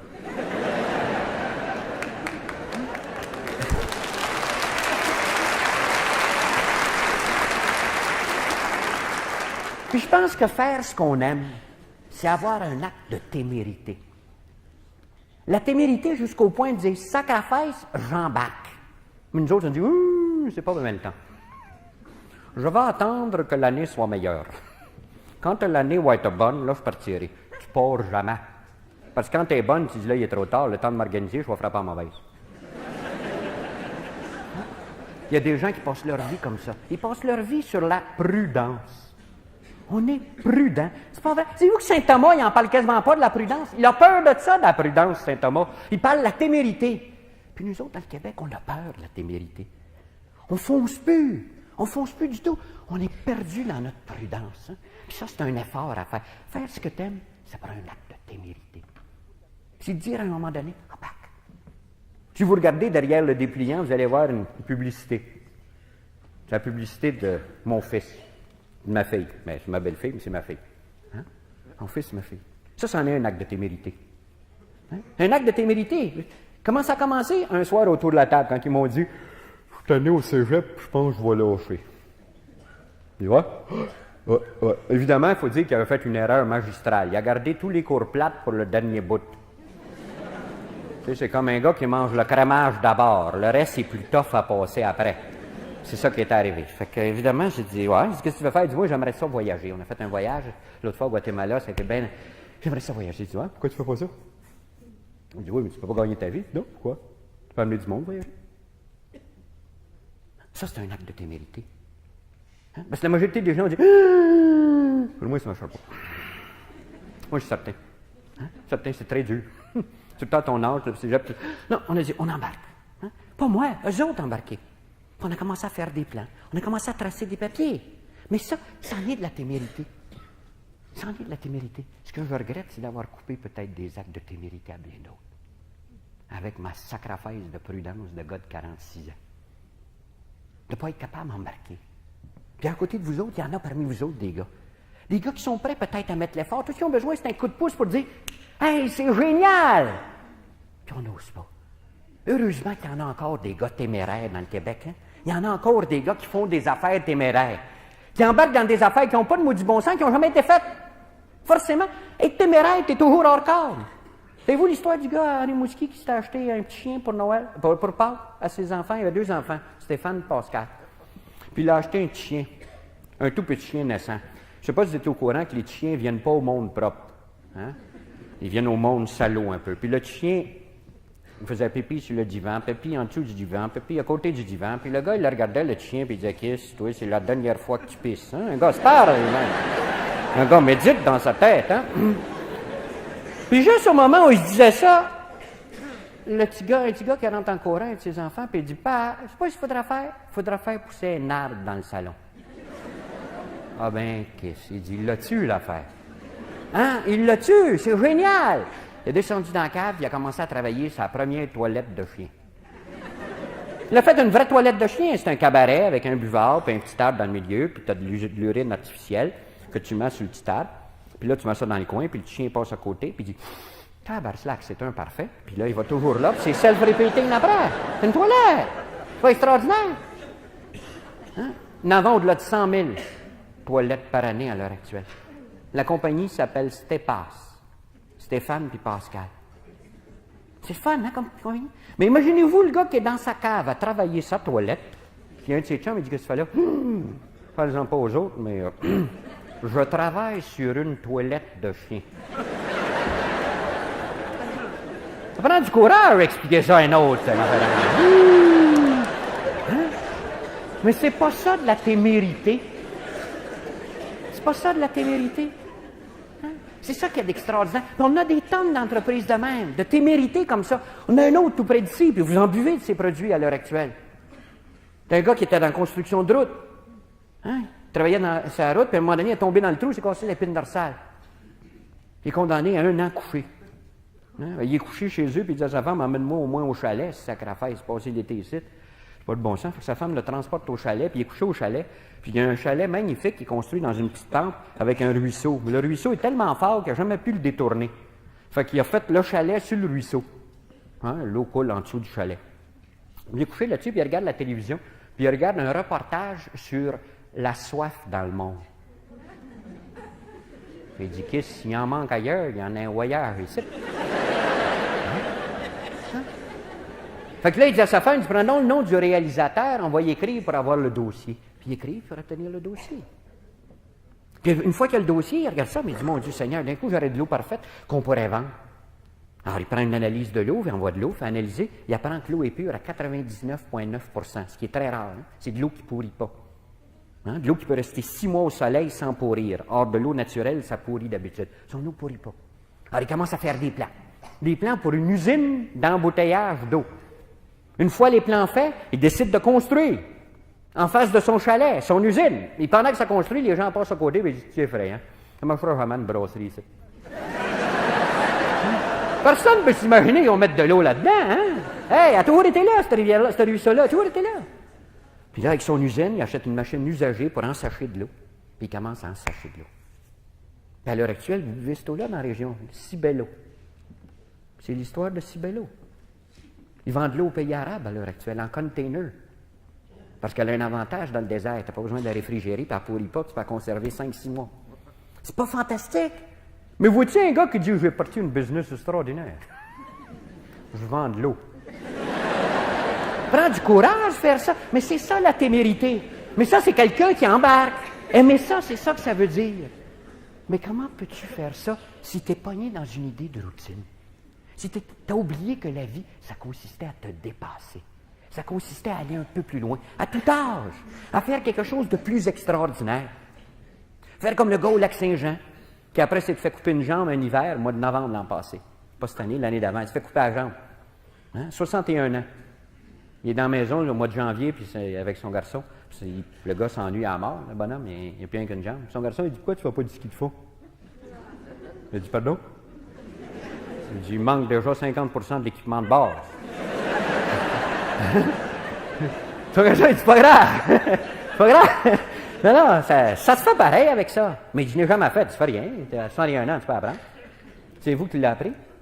Savez-vous que cette année-là, l'an passé, au mois de mars, il a fait la traversée du lac Saint-Jean en ski, 31 000. Il est arrivé 1h30 après le dernier. Mais tout le monde l'attendait. Parce qu'en fait, c'était lui le grand gagnant. Parce que lui avait fait quelque chose d'extraordinaire. Aller plus loin. Ça, c'en est des exemples. Chez nous, quand est-ce qu'on va nous sortir tous ces exemples-là de gens qui font quelque chose et qui se dépassent? Qui se dépassent. C'est ça, aller plus loin. C'est ça la première condition de réussir. Évidemment, il est prêt à payer le prix. As-tu ta ténacité? Vas-tu y tenir? Hein? As-tu l'équipe? Vas-tu travailler en équipe? Ta famille, c'est déjà un point de départ. Embarque toute la famille là-dedans. Oh, tu ne pourras jamais en sortir. Hein? Fixe-leur déjà ce que tu fais comme vacances l'année prochaine. Tu ne pourras pas en sortir.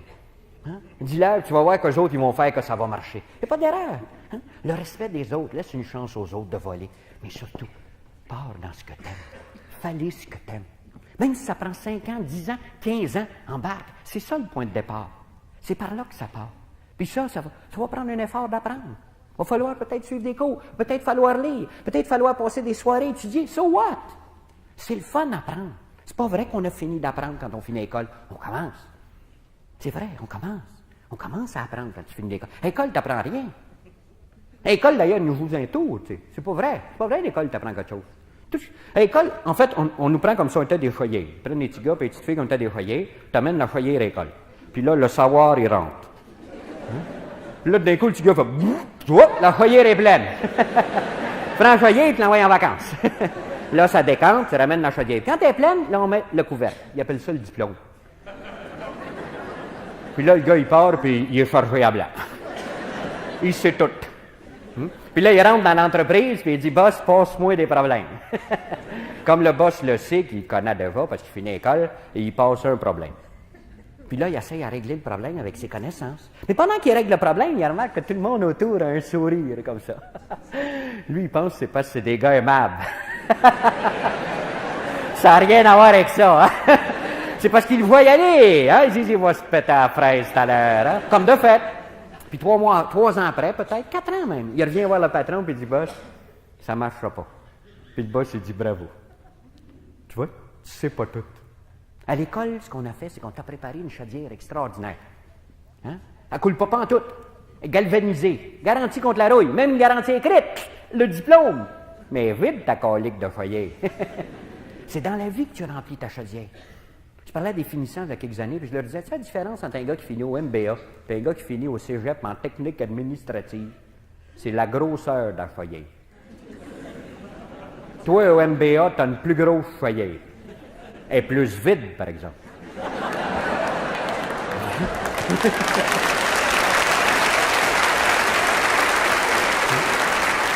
Mais tu as une capacité extraordinaire d'en remplir.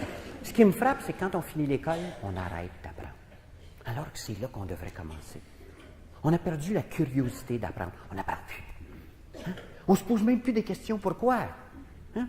On fait ça, c'est une routine. Comme je disais tout à l'heure. Hein? Mon plaisir, des fois, c'est de demander aux gens pourquoi ils font des choses. C'est extraordinaire. Demandez à une secrétaire qui tape des factures pourquoi c'est en 6 copies. Ah ben, c'est un paquet de 6. Ça vient 6 à la fois. C'est un bloc de 6. Tu dis, oui, mais 5, non, ça a toujours été 6. Ça fait 4 ans que je cite, mais toujours des blocs de 6. 6 copies. Pourquoi? On va pas demander, hein? Puis je me dis, la curiosité dans l'effort à faire, c'est toujours se demander pourquoi. Je parlais à un laitier l'autre fois, 31 ans laitier, puis je lui demandais l'homogénéisation du lait, comment ça marche? Ah, il dit, très facile, très, très simple. Il dit, vois-tu, c'est un troc. C'est plus des vaches à cette heure, c'est des trocs. Hein, des trocs. Puis là, tu vois le tuyau, tu sais. Là, il met le tuyau, puis là, tu le vois, le lait. Tu le vois-tu, le lait? Le lait, il passe. Puis là, il tourne dans la bouteille, tout moi, je dis. 31 ans. Là, jamais, tu sais, lui, il livre le lait. C'est pas supposé savoir. Hey, où est-ce qu'il est le mécanisme extraordinaire que tu as dans ta tête? De te poser des questions et de dire, hey, pourquoi j'apprendrais pas un peu plus loin? Pourquoi je n'irais pas un peu plus loin? Pourquoi je n'essaierais pas de me dépasser? Je pense que c'est ça le point de départ. C'est par là qu'on commence. On va aller prendre un petit... je t'ai pas dit café, mais c'est pas du café qui sert. On va prendre un petit quelque chose en arrière. Je vais passer par en arrière, je vais aller signer des livres s'il y en a qui veulent que je mette ma griffe dans un livre, puis on pourra se dire bonjour. On revient dans une quinzaine de minutes. Ta-da.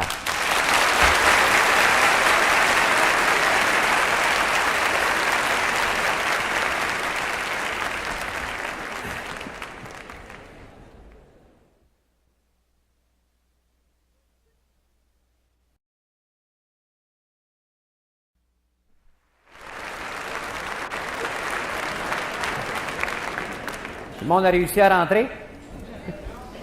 Non? Ça s'en vient? Hein? Ça s'en vient.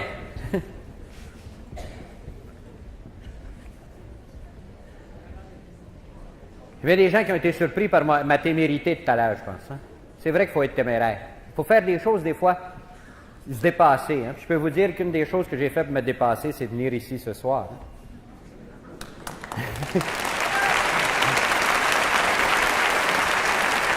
Je pense que les applaudissements, ils vont pas pour moi surtout, parce que si je suis venu, c'est pas de ma faute. C'est parce que j'ai une femme extraordinaire qui a cette qualité fantastique d'avoir la foi.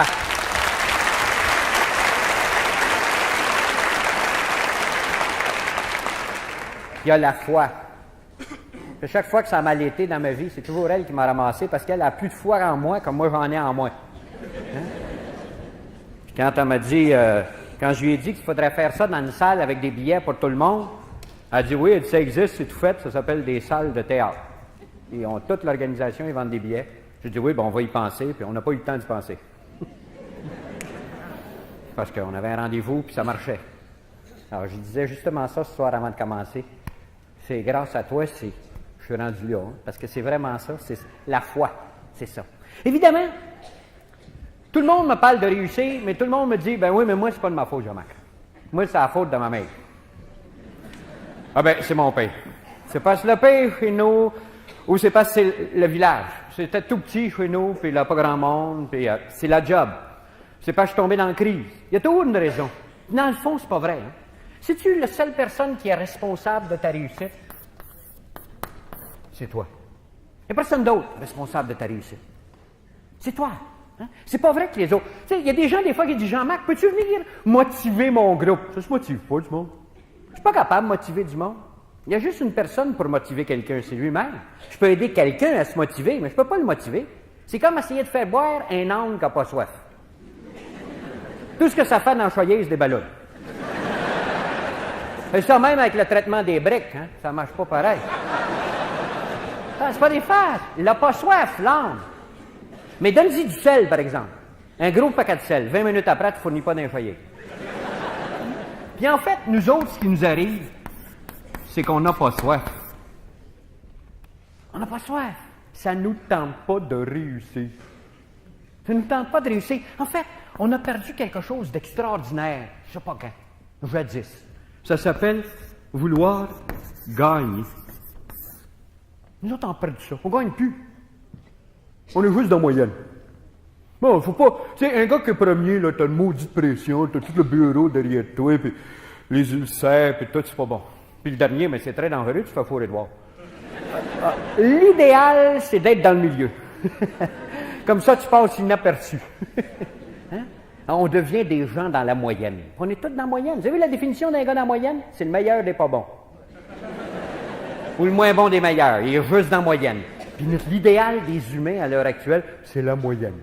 Hein? On a peur de gagner. Regardez, on a enlevé les rangs à l'école. Il n'y a plus de rangs. Non, parce que les premiers, ça décourageait les derniers. Comme ça, tout le monde paraît. Les Olympiques, nous autres, c'était pas de gagner un jeu. C'était de participer. Ils appelaient ça participation.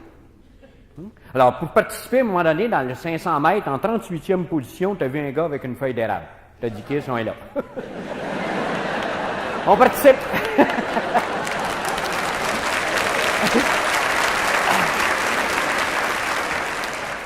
Avez-vous l'impression que c'est ça qu'on a dit à Nadia? La petite fille qui a gagné? Avez-vous l'impression qu'on lui a dit, tâche de monter sur le cheval une côte de fois, pas tomber, tu sais? Puis, au moment que t'es là, puis tu représentes. Non, on lui a dit, rien qu'une place pour toi, fille. C'est numéro 1. Gagner. Mais nous autres, on n'a pas appris ça, gagner. On n'a pas appris à gagner. On a peur de gagner. D'ailleurs, tout ce qu'on nous a raconté, c'est quand on perd. On nous a parlé des défaites à tour de bras. Il y a quelques années, j'ai eu une chance inouïe. Et retrouvé l'histoire du Canada, régime français par les frères maristes. Oh! Si tu veux apprendre à perdre, lis ça. C'est tout marqué dedans, hein? C'est au complet. Hein? Tu as toutes les défaites. Évidemment, dans le régime français, on a gagné quelques batailles. Ça arrive des fois, les autres se poussent, tu restes là tout seul, puis tu gagnes. Pas du tout de savoir. Puis quand on gagne, évidemment, ça déconcrisse toute la théorie du frère, qui dit pourtant, il faudrait que je montre comment perdre. Hein? Alors, il commence toujours le paragraphe qui suit une victoire en disant « Il ne se doutait pas qu'il était pour perdre la prochaine fois. » Ça rachète l'affaire. Hein? Puis toute notre histoire, c'est une des défaites. Tout ce qu'on nous parle. À Québec, on te montre les plaines. On dit, tu sais qui a perdu. J'ai été blessé ici, puis il est mort chez eux. À Saint-Eustache, les troupes de 37, on te montre l'église, regarde les trous de balles, sont tous morts là-dedans. Dans Montréal, pied du courant, c'est là qu'ils ont été pendus, patriotes. Vieux-Montréal, Maison Papineau, c'est là que c'est caché, qui est après se faire tuer avant de sacrer son genre de tout le long. Quand est-ce qu'on a eu une victoire? De l'or des Ormeaux. Saviez-vous que de l'or des Ormeaux, d'après le frère, avant d'aller défendre la jeune colonie au Lonceau, a d'abord été à la confesse et communié, car il savait qu'il était pour mourir. Qui a dit ça, tabarnak, qu'il était pour mourir? Hein? Napoléon était à la guerre tout le temps de sa vie, puis il est mort tout seul sur une île. Mais Napoléon, quand il partait pour la guerre, il mettait sa main ici, puis il disait, qui viens voir la bataille. Puis il gagnait, lui. Hein?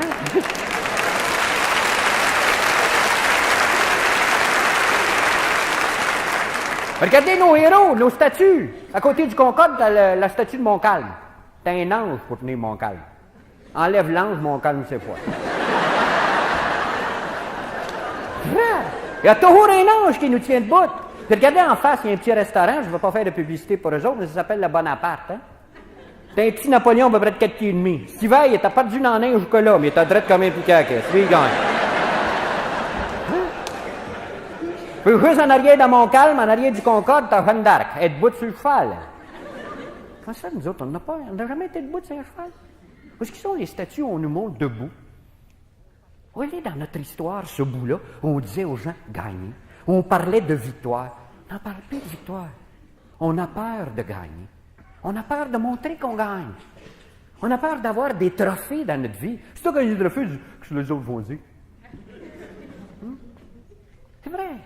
Je connais quelqu'un, son rêve, c'est une Jaguar. Il aimerait ça avoir une Jaguar. Je le rencontre l'autre fois, je dis, puis, as-tu ta Jaguar? Oui, je dis, non. J'ai changé de char, mais pas acheté une Jaguar. Non, on est parlé avec ma femme, ça, les fous, ça.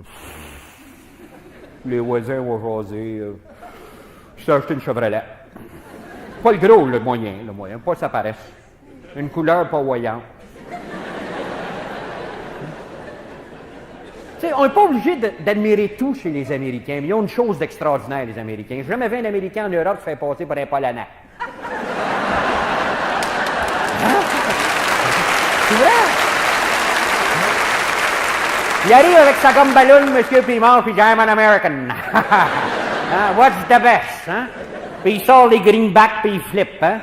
Il a l'affaire, lui. Hein? Il est fier d'être lui. Mais tu savais, Québécois, quand on arrive en Europe, les gars demandent d'où on vient. L'Amérique du Nord. Très grand. Hein? On a peur de dire d'où on vient. Cet été, j'ai eu une chance. J'étais en voyage en Russie, à l'autre bout de la Russie. J'étais avec un Québécois de 63 ans. Puis les Russes nous demandaient d'où on venait. C'était drôle de voir le Québécois qui disait, moi, monsieur, Saint-Barthélemy. Il est à parfait. Il disait même pas quel continent. Saint-Barthélemy. Il était fier. Puis, c'est vrai que c'était un gagnant, ce gars-là, parce que quand je lui ai demandé, il y a une carrière à Saint-Barthélemy. J'ai dit, es-tu grande ta carrière à Saint-Barthélemy, mon oncle Émile? Grande. La plus grande de Saint-Barthélemy. Puis, il gagne. C'était un winner, mon oncle Émile.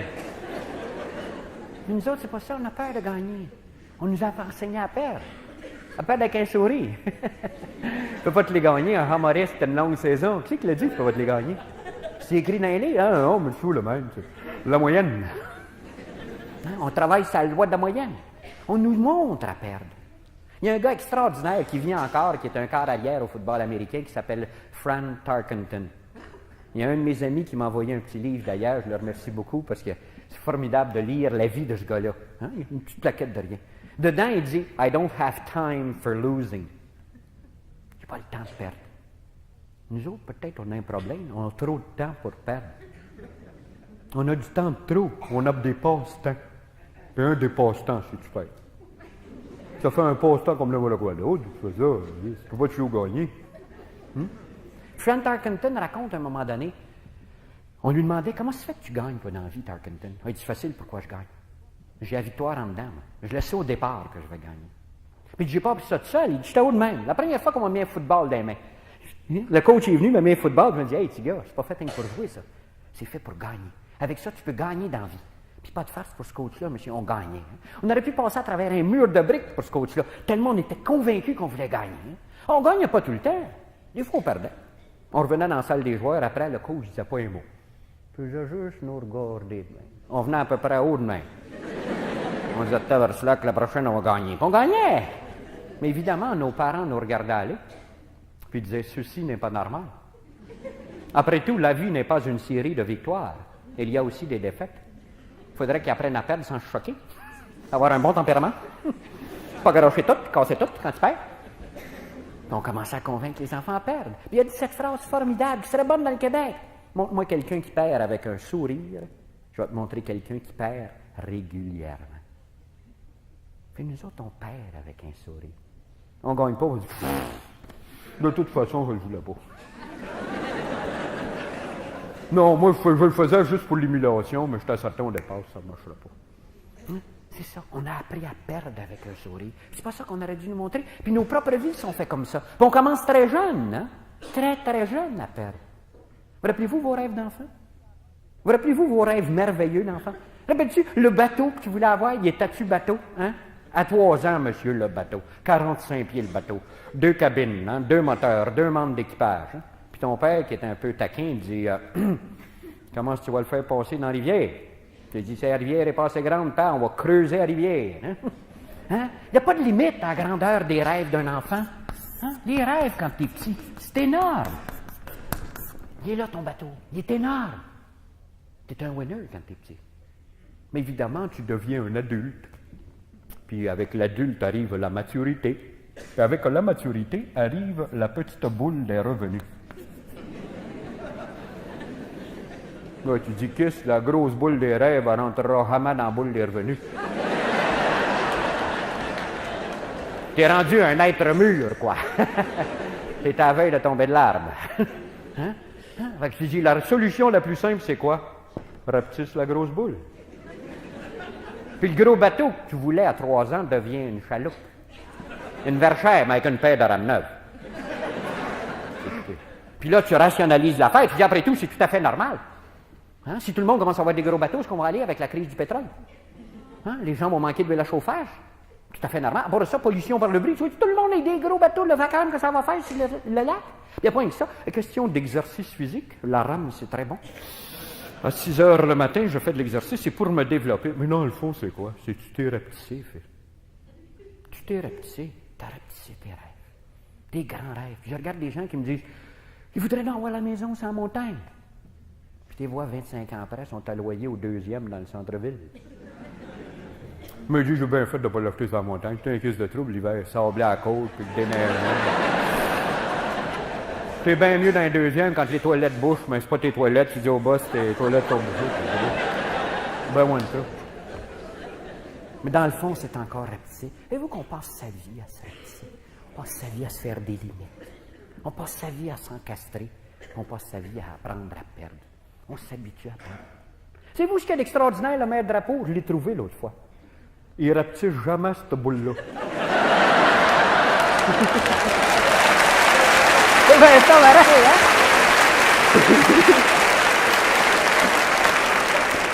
Il grossit celle-là. Il rouvre le robinet. Hein? Mais dans le fond, il y a quelque chose d'extraordinaire, le maire Drapeau. Il voit grand. Puis peut-être que nous autres, on voit trop petit. On n'est pas habitué à voir grand. Tout ce qu'on voit, c'est des petites affaires. Tout ce qu'on voit, c'est des choses qui ne marchent pas. On est déjà des perdants au départ. Le maire Drapeau, bon, remarquez, c'est beau un stade olympique. Il est beau. On se promène dans les autres villes du monde. Chaque fois que tu vas dans une autre ville, tu regardes le stade. Tu dis, ah, c'est magnifique, je suis venu au stade de Zurich. J'ai vu le stade de New York. Puis toi, tu te promènes dans Montréal, puis tu dis, ah, cher en caisse. Hein? Les gens n'ont même pas un portrait de ce stade-là. C'est un stade magnifique. C'est beau, cette affaire-là. On a peur de voir des grandes choses. D'ailleurs, j'entendais quelque chose d'extraordinaire l'autre fois à la radio. Un architecte québécois qui a travaillé pour Taïbert. Mais pour les Rio, mais avec Taïbert. Puis le gars qui l'interviewait, il a demandé, il dit, est-ce qu'on a eu des architectes au Québec qui auraient pu faire un stade pour les Olympiques? On dit seulement un plus petit. Ça m'a frappé. Hein? On aurait fait peut-être un plus petit. Je pense qu'il faut commencer à avoir la mesure de notre pays. Puis notre pays, il n'est pas petit. Comment peux-tu avoir des petites idées d'un grand pays? Je sais pas si vous avez déjà réalisé quelque chose. Hein? Le Québec va être grand à condition que les Québécois soient grands. Avec des petits Québécois, tout ce qu'on va faire, c'est du fromage. Tu ne feras jamais un grand Québec avec du petit Québécois. Pas plus que tu vas faire un grand pays qui s'appelle le Canada avec des petites provinces. Ça prend des grandes provinces. Ça prend des gens qui voient plus grand. Puis nous autres, on a peur de voir grand. On s'est rapetissé dès le jeune âge. Hein? Je fais souvent des tests avec des jeunes. Remarquez que je suis très matérialiste, d'accord, mais je trouve ça le fun pareil comme test. Je demande à des jeunes, comment si vous voulez gagner 5 ans pour être sorti de l'école? 5 ans. Puis ils me mettent d'habitude 10 000 $. 10 000 $, Jean-Marc, ça sera pas mal, 5 ans. Tu vois, c'est pas mal. Qu'est-ce qui arrive, je d'autres la virgule, puis je mets un zéro de plus. 100 000. 100 000, 5 ans pour avoir fini l'école, Jean-Marc, ça n'a pas de maudit bon sens. Correct, d'abord, tu vas avec 10 000. Mais je me dis, dans le fond, c'est-tu incroyable que des finissants, avec tout l'avenir, avec un génie en l'air ici, avec des années en avant d'eux autres, puis déjà, ils ont commencé à se mettre des petites limites. Déjà, ils sont nés pour un petit pain. Un pas riche, moins honnête. C'est-tu vrai? Puis c'est de là qu'ils viennent, nos dictons. On a peur de gagner. Toute notre vie se passe à pas gagner. Toute notre vie se passe à se tourner autour des petites choses. Quand est-ce qu'on va en sortir? Quand est-ce qu'on va éclater ça? Qu'on va dire, hey, on a des choses extraordinaires au Québec. La plus grande municipalité au monde, au point de vue territorial, est au Québec. C'est où ça? La municipalité de la baie James. 1/5 de la province est dans un territoire d'une ville. C'est une grande ville. Tu es capable de me nommer des records qu'on fait au Québec? Des choses extraordinaires qui sont arrivées au Québec? On n'a pas ça. On n'a pas ça. On a peur de gagner. Puis dans nos familles, c'est pareil. Aussitôt qu'il y en a un qui commence à poindre, hein, le plaisir de l'un, c'est de voir l'autre se casser le cou. C'est-tu vrai, le fond? C'est-tu vrai? Au lieu de s'aider à monter et de dire « Hey, gagne donc, gars! T'as tout devant toi! » On fait l'inverse. Maintenant, j'ai découvert, par exemple, pourquoi on ne pouvait pas gagner. Ah, j'ai trouvé une découverte extraordinaire. Ça dépend d'une faculté que tous les humains ont, que vous avez vous autres ici. Ça s'appelle la mémoire. Ça, la mémoire, monsieur, ça tue tout. Puis on donne des cours de mémoire dans les écoles pour le mémoriser plus facilement. Hein? Parce que la mémoire, il y a rien qu'une chose que tu te rappelles, c'est les affaires qui ne marchent pas. Hein? Les affaires qui marchent, tu ne te rappelles jamais. La preuve, tu ne te rappelles pas du gérant de banque qui t'a prêté la dernière fois. Tu te rappelles du serpent qui t'a refusé un prêt il y a 15 ans. Que j'y vois encore la fraise. Il y avait un cigare long. Oh, hein? Pourquoi? Ça t'a fait mal. Tu sais, j'ai déjà dit, puis c'est peut-être bon, tes fesses branchées direct sur la mémoire. C'est vrai. Tu te rappelles assez des coups de pied que tu manges que tu dis la meilleure façon de ne pas manger de coups de pied, c'est de rester assis. Comme ça, le gars, il fait sur le siège. Hein? Puis là, il y a un gars qui passe, puis il dit, le gars qui donne des coups de pied est parti. Oh, si je fais rien, il va en venir un autre. Moi, je le sais, la mémoire. Je connais ça, hein? J'ai une mémoire. C'est ça, notre mémoire. Puis dans le Québec, c'est quoi la devise du Québec? Je me souviens, calique.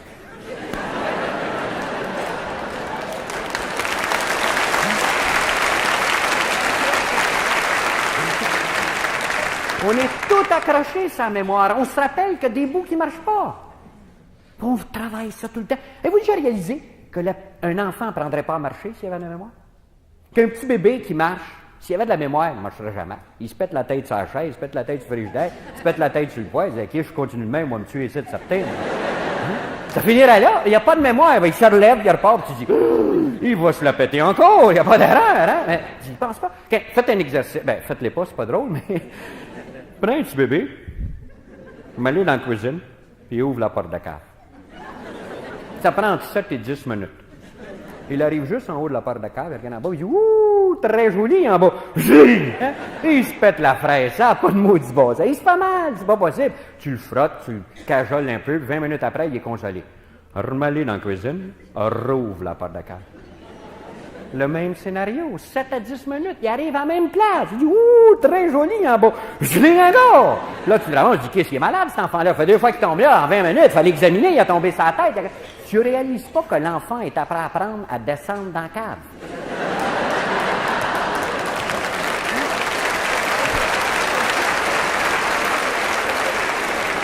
Mais prends un adulte. Un adulte, par exemple, en haut de la porte de la cave, il regarde en bas et il dit « Ouh, très joli en bas. » Puis il manque la première marche. Il se pète la tête sur le ciment. Là, c'est un adulte, il a de la mémoire. Il se relève tranquillement puis il dit « Un gars peut se tuer, ça. » Non, pas de faire, c'est un gars qui tombe sur le ciment, même fracture du crâne, on peut rester là, pas avoir réussi personne dans la maison, puis passer 5 heures sans connaissance, c'est qu'il aurait pu être mort. Dangereux en mots, juste une cave, hein? Faut jamais tomber dans la cave, très dangereux. Meilleure façon de pas tomber dans la cave, c'est quoi? Il reste dans la cave. C'est vrai, hein? Il reste dans la cave. Qu'est-ce que ça fait un juif le lendemain de sa faillite? Il repart. Un Québécois, le lendemain de sa faillite, il fait quoi? Il cherche une job au gouvernement provincial.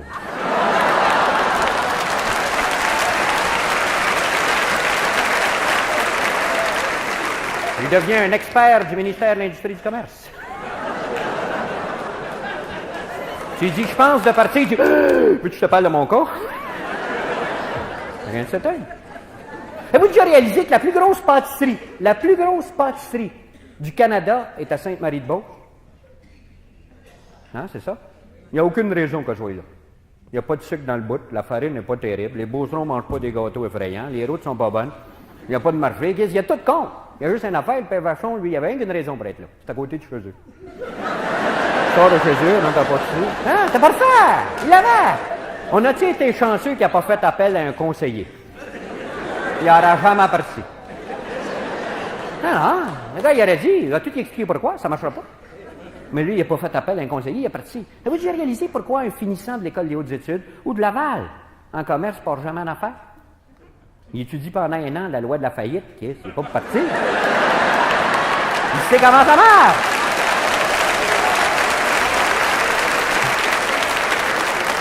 Mais prends un gars qui a fini en 4e année, mais il a fait une forte 4e, il est allé au bout de sa carte. Lui, il part. Il part. Il ne sait pas, lui, c'est pas supposé marcher, il ne l'a pas étudié, la faillite. C'est ça le défaut de la mémoire. Puis on véhicule ça, la mémoire. Puis remarque, c'est pas ta mémoire qui est importante, la mémoire des autres autour. Tous les gens qui t'entourent, tu sais.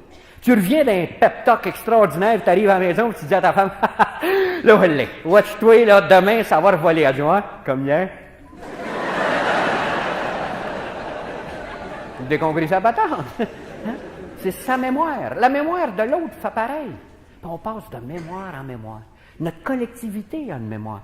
Aussitôt qu'il y a quelque chose qui marche, on dit, très dangereux, mais quand il y a un gars qui marche le main, t'as tombé. Hein? Puis il y a des gens qui partent jamais parce qu'ils ont la mémoire. On s'en rappelle. Qu'est-ce qu'on fait dans notre vie? On remplit notre mémoire.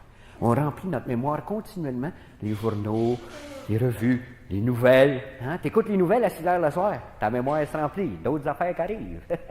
Hier soir, il y avait du brouillard, puis il y a quelqu'un qui partait en auto, puis elle me dit, penses-tu que c'est dangereux? Je ne pas de danger pantoute. Il y a rien que les 747 qui se pètent la fraise dans le brouillard. Tu sais, la mémoire.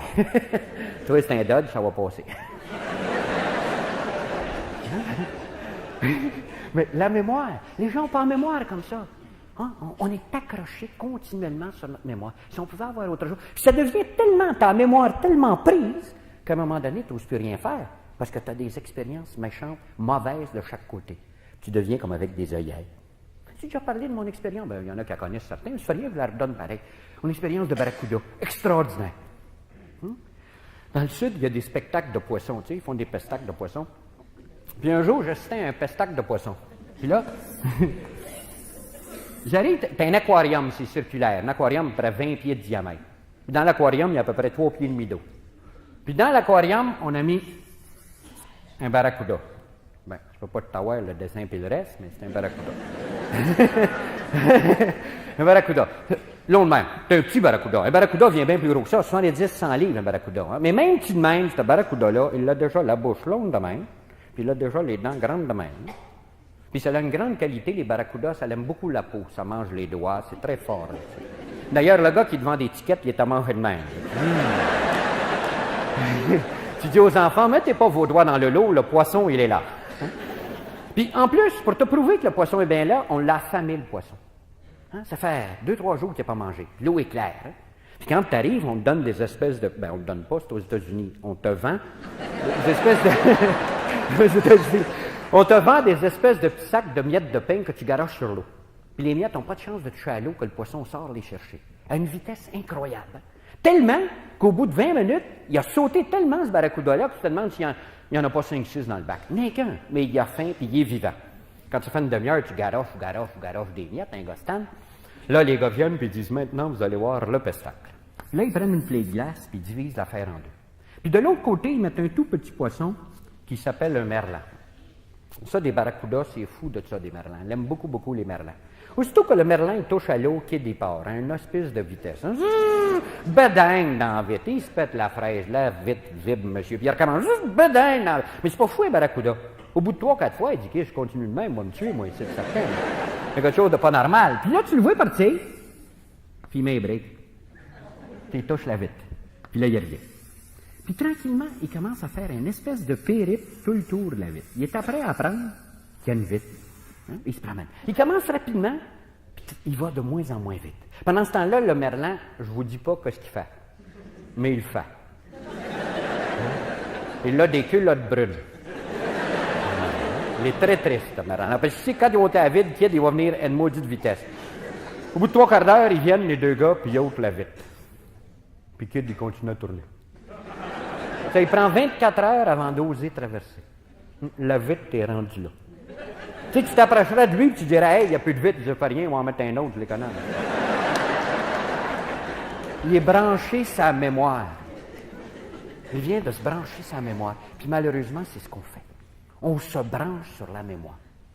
Hein? On devient tout barré. Puis remarquez, qu'est-ce qu'on analyse dans sa vie?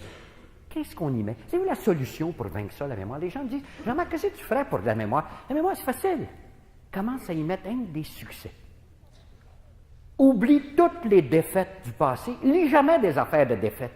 Si c'est une affaire de défaite, serre-les, dis-lui, il est terrible. Pas bon. On va prendre quelque chose qui gagne. Puis tranquillement, tu vas remplir ta mémoire de gagnant. Mais même dans ta propre vie. Je dis ça souvent en farce, mais faites-le à soir en arrivant, sérieusement. Même ceux que ça fait 3 fois qu'ils l'entendent. Vous ne l'avez jamais fait, probablement. Faites-le à soir. Prenez une feuille de papier en arrivant à la maison, là. Puis devant, sur la feuille de papier, d'un côté, mettez 5 de vos qualités. Sans répéter 2 fois la même. Il y en a des gens qui arrivent au numéro 3 puis ils disent je suis un homme. Ils disent c'est pas une qualité, c'est standard equipment, ça, frère. Il n'y a rien là-dedans. C'est pas une qualité. N'as-tu des qualités? Non, pas. Rendu numéro 3, tu n'y penses pas. Mais tourne la page de bord puis mets défauts. De même. Tes défauts, ça sort comme ça. Puis si t'en manques, demande à ta femme, elle va te donner les autres. Elle va sortir comme ça. C'est incroyable comme on a des défauts. Regarde les gens qui prennent un verre. Tout ce qu'ils parlent, hein? Moi, la place où je n'arrache, le bout, j'ai de la misère. Qu'est-ce que je fais de travers? Rien que ça. Verrais-tu un gars qui arriverait à un bar un soir et il dirait, hey les gars, je suis un génie. Les gars diraient, ouais, je vais fatigué, prends une autre bière, pas aussi. Parce que tu ne peux pas dire que tu es génie. Pourtant, il y en a des génies. Savez-vous que dans la salle ici, il y a des gens géniaux? N'as-tu vu un qui a dit ça tout à l'heure? As-tu déjà demandé à un gars s'il est intelligent ou une femme? Même une femme, es-tu intelligente? Dans moyenne. Hein? Pourtant, il doit y avoir du monde qui dépasse ça un peu. On ne le sait pas. On ne s'est jamais regardé. Quand est-ce qu'on va commencer à se regarder et dire, moi, je suis un génie. Moi, je suis smart. En veux-tu des qualités? C'est pas ça. Regardez les gens qui vont chercher du travail, les jeunes qui qui allaient monter sur le marché du travail cette année. Qu'est-ce que c'est vos qualités? Qu'est-ce qu'on va offrir à un employeur? Je vois des gens qui viennent et ils disent je suis libre. Ça, c'est la principale qualité, ils sont libres. Tu l'as fini l'assurance chômage, il n'y a pas le droit au bien-être. Qu'est-ce qu'il y a là?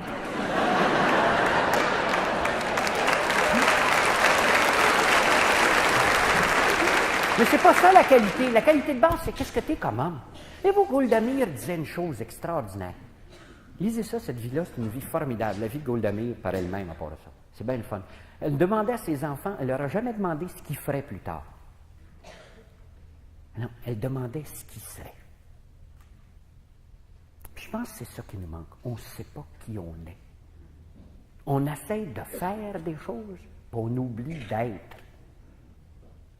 Puis tout ce qu'on a dans notre mémoire, c'est des choses par rapport à des faits. Un fait, c'est pas être. Tu peux avoir fait faillite, ça ne veut pas dire que tu es un failli. Tu peux avoir fait une erreur, ça ne veut pas dire que tu es une erreur. Mais les gens se promènent, ils ont fait une erreur, ils disent c'est ça, c'est une erreur.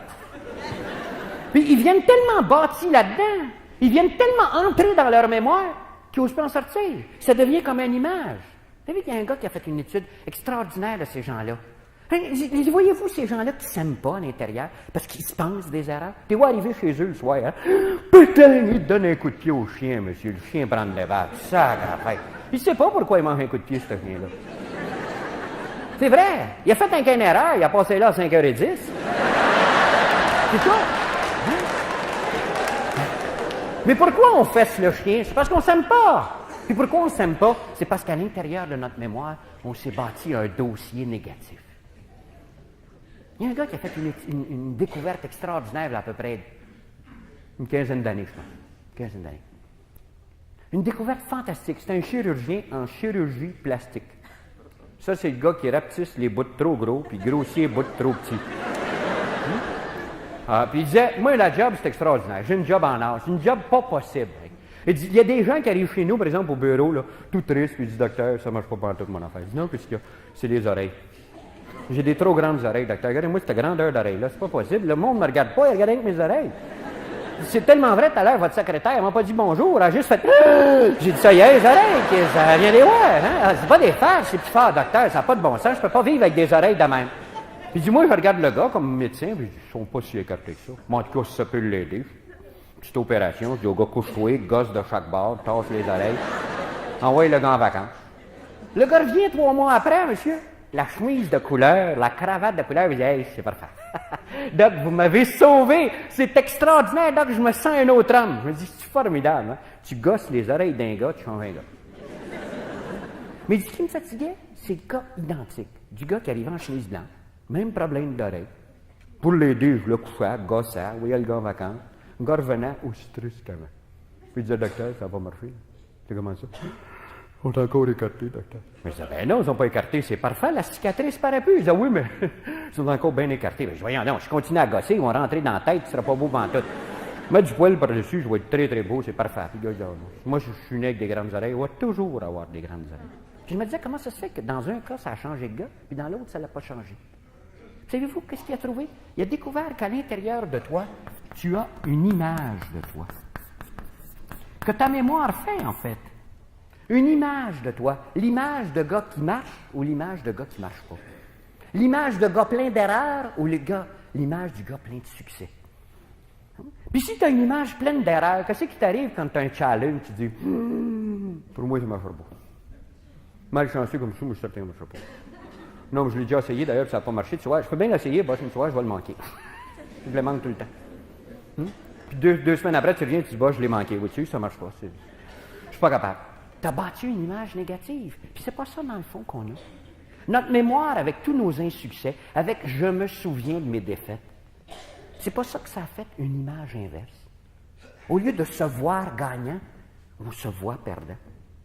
Au lieu de se voir réussir, se dépasser, on se voit toujours régresser. On dit, c'est effrayant, j'étais meilleur, je le disais. Oh, le père, pour moi, je vais en reperdre encore. Ben écoute, je ne peux pas te t'avoir, c'est pas de ma faute.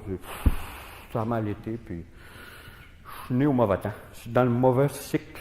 C'est pas vrai, pas tout. Hein? C'est le cycle économique. Hein? Mon cycle biothermique et thermique pas parfait.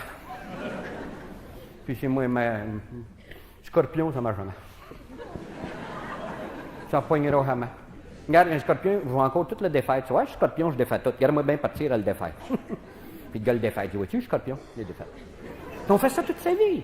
On voit tout ça dans notre vie. Quand est-ce qu'on va corriger ça? La façon de le corriger, commence à examiner tes qualités. Commence à enregistrer des succès. Écris-les, tes succès. Fais une liste. J'ai réussi ça, j'ai réussi ça, j'ai réussi ça, j'ai réussi ça. On a réussi des tonnes d'affaires. J'ai fait telle chose, j'ai conquis telle affaire. J'ai passé à travers tel cours. J'ai étudié telle chose, mais je suis entré telle affaire dans la tête. C'est formidable, pourquoi pas? C'est ça des succès. C'est de succès en succès par la suite. Évidemment, je viens de dire, Jean-Marc, on ne peut pas gagner tout le temps. C'est vrai. C'est vrai qu'on va perdre. À chaque fois qu'on perd, ça fait mal en dedans. Ça fait tellement mal qu'on dit, c'est la dernière. Avez-vous lu La vie de Cassius Clay? Patterson, un jour, a dit une chose fantastique à Cassius Clay. Il a dit, Cassius Clay, tu n'es pas encore un champion parfait. Il a dit, non. Tu vas être parfait quand tu auras perdu. Tu seras parfait quand tu auras perdu. Parce que quand tu te verras couché à terre, puis tu entendras les gens crier, puis dire, descends-les, descends-les, tu sauras que c'est la dernière fois que tu vas subir ça. Que jamais plus tu seras par terre. Patterson, il dit, quand je me suis fait casser la mâchoire, je ne me rappelle pas par qui, il y en a qui le savent peut-être, je me suis fait casser la mâchoire, et j'étais sur le lit d'hôpital le lendemain, avec la mâchoire dans les broches, puis toute la patente. Puis la phrase de Patterson me revenait dans la tête, puis il disait, c'est la dernière, jamais plus. C'est ça que ça sert, une défaite. Une défaite, c'est de dire, jamais plus les pieds dans ces plats-là. Ça ne veut pas dire que tu ne les mettras pas dans un plat ailleurs. Là. Oh, ça c'est la moyenne. Hein? On se les met toutes dans un plat. Il y a d'ailleurs un monsieur extraordinaire à Montréal qui est parti d'une entreprise que je trouve formidable, qui est mort maintenant, il n'est pas mort de ça, qui avait cette phrase formidable, il disait, quand un gars fait une erreur, passe par-dessus. Puis quand il fait 2 fois la même erreur, passe dessus.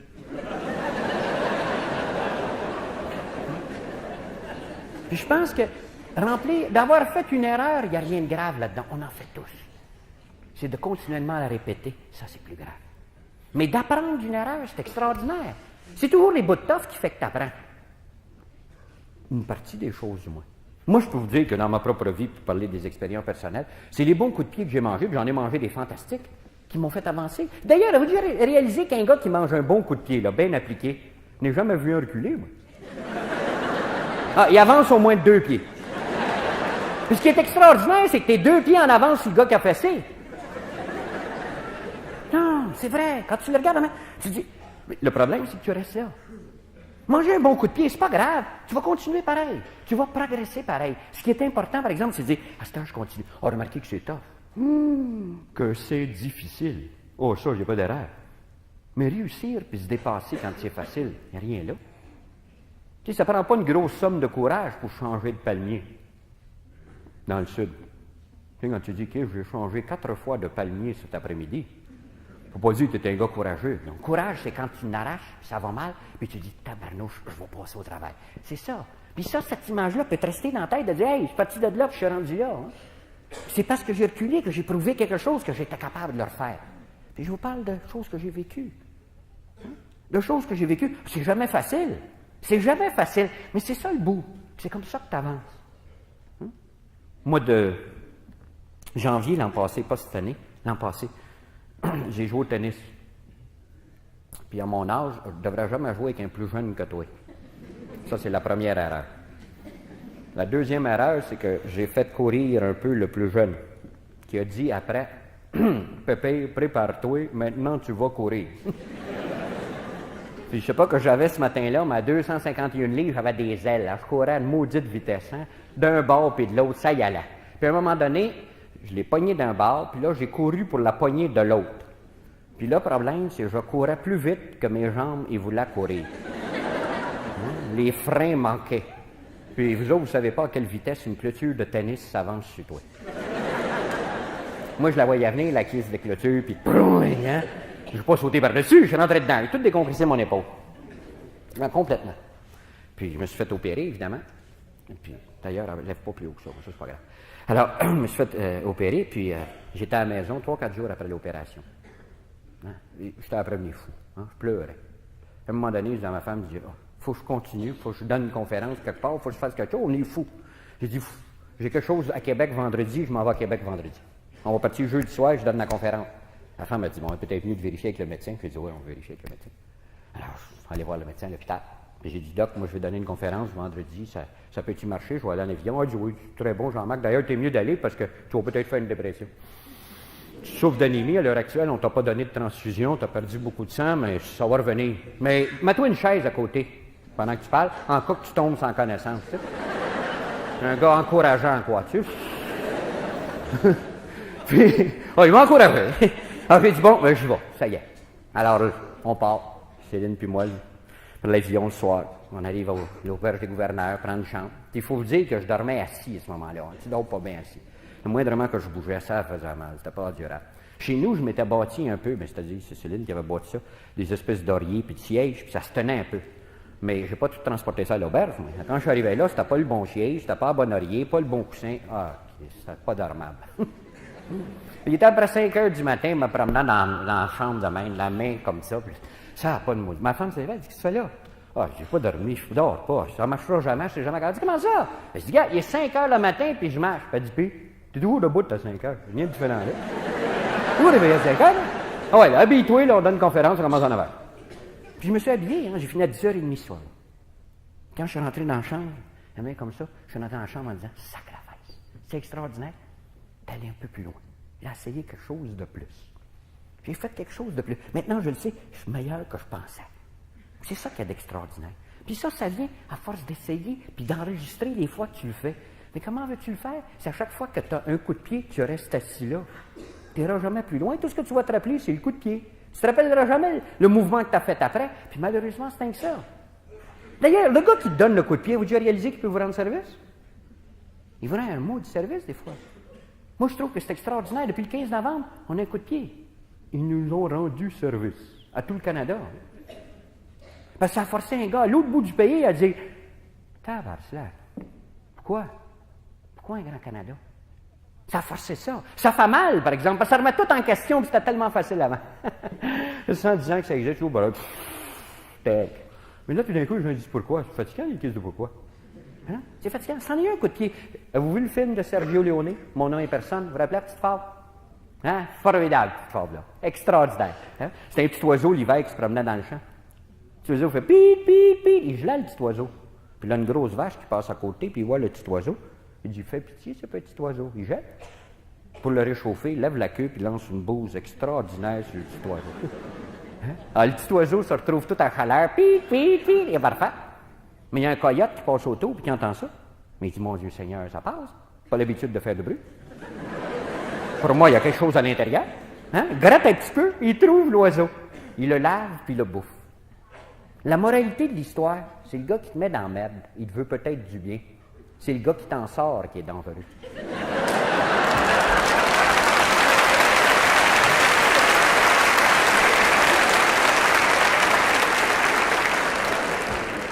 Puis peut-être le plus grand service qu'on pourrait rendre aux Québécois, c'est d'arrêter de les aider.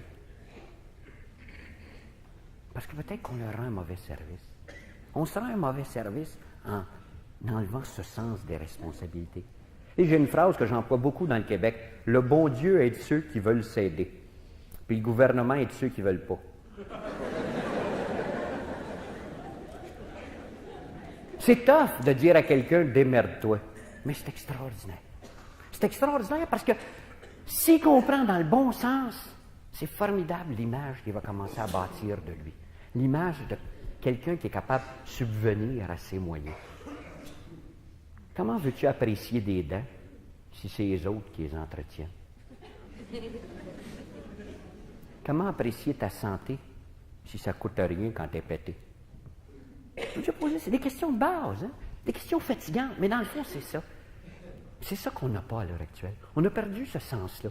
Le sens de prendre nos choses en main, puis de là, de se faire une image de conquérant. On est devenus des gens perdants. Des gens perdants. On n'a pas l'image à l'intérieur de gagnant. Puis tu ne peux pas réussir, tu ne peux pas te dépasser si au départ, tu ne pars pas avec une image de te voir dépasser. Et où je raconte quelque chose qui m'est arrivé. Plusieurs années. Moi, j'ai suivi, avant la dernière diète, 17 diètes pour maigrir. Ben, un gars pas pressé, quoi. Je maigris à mon rythme. Un gars maigrit tranquillement. Moi, je maigrissais bien tranquillement. Puis, au mois de mai, je préparais la campagne « T'es capable » pour les postes de télémédia. Des petites capsules, tu es capable. Puis en les préparant, je me disais à un moment donné, Jean-Marc, il faudrait bien que tu fasses quelque chose de capable. Toi, avant de dire aux autres, tu es capable, fais quelque chose de capable. J'ai dit, ouais, pourquoi pas? Je vais suivre une diète. Moi, une maudite. Je me trouvais un doc, je suis allé suivre une diète. Puis là, je suis arrivé devant le doc, puis j'ai dit au doc, moi, doc, je souffre d'obésité. Il dit, t'as pas besoin de le dire, ça se voit. Pas mal. Il faisait 251 livres, hein? Bon. J'ai dit, par rapport à ça, c'est une drôle d'obésité. Je mange pas, puis je viens gros. Il dit, ça, c'est extrêmement rare. Extrêmement rare. Parce qu'on a un cas dans l'histoire récente, dans les camps de concentration durant la guerre, il y a des gars qui n'ont pas mangé durant toute la guerre. Il n'y en a pas un qui est sorti gros. J'ai dit, qu'est-ce que ça? C'est intelligent, ce doc-là. J'ai dit, bon, ben, c'est ça. Mettons que je mange mal. J'ai dit, de toute façon, je veux maigrir. Il dit, oui, mais avant de maigrir, je vais te poser une question. Bon, ben, j'ai dit, pose-la, on va répondre. Je suis prêt à répondre n'importe quoi. Il dit, non, tu ne répondras pas tout de suite, tu vas y penser. Quand tu l'auras dans ta tête, viens me voir. Savez-vous ce que c'était la question? Une question extraordinaire. Te où-tu, petit? Savez-vous que c'est là le point de départ d'une diète? Savez-vous pourquoi 17 fois de suite j'ai essayé et j'ai jamais réussi? Ben oui, il n'y a pas petit. Aussitôt que je partais à maigrir, il y a un chum qui me rencontrait et me disait, qu'est-ce que t'as, Jean-Marc? T'as bien maigri, t'es faible, tu es malade? Je disais, qu'est-ce que ça commence à paraître? Je repartais à manger. Mais la journée où j'ai dit non, Jean-Marc, il va être petit, il va peser 190 livres comme jadis. Jean-Marc pèse 190 livres comme jadis. Il est revenu à ça. C'est une image à l'intérieur. C'est là. Mais pourquoi je dis ça? C'est parce que, te vois-tu gagnant? Tu ne peux pas devenir un gagnant, un winner. Tu ne peux pas avoir la soif de réussir et de dépasser si d'abord tu ne te vois pas. Si d'abord tu ne te vois pas en haut. C'est ça qui est extraordinaire. Puis ce qu'on ne réalise pas en plus, c'est quand les gens sont autour de gagnants. Maudit que c'est le fun. T'aimes pas ça, fréquenter des perdants? C'est pas le fun un party où tout le monde chiale, où tout le monde a perdu quelque chose, où tout le monde dit que moi, veux-tu, je te compte comment ça m'a été, moi? C'est pire que toi. Toi, c'est rien, t'as que ça, moi, c'est pire. C'est vrai. Puis malheureusement, on fréquente très souvent des gens comme ça. On fréquente des gens qui sont négatifs. Vous savez d'ailleurs l'histoire des deux indépendantistes dans le Québec. Je parlais. Il y en a un qui disait à l'autre, il dit quand on va être séparés, le Québec, vous mangez de la merde. L'autre, il dit, penses-tu qu'on va en avoir assez? Je vais vous montrer comment c'est pire. Puis malheureusement, on est rendu, c'est tellement pire les choses, t'as pas de fun. Ce qui est le fun, c'est de travailler avec des gagnants. Ce qui est le fun, c'est de travailler avec des gagnants. Puis ce qu'il faudrait rebâtir dans notre société, c'est une société de gagnants. On pourrait-tu faire ça, une société de gagnants, tout le monde ensemble?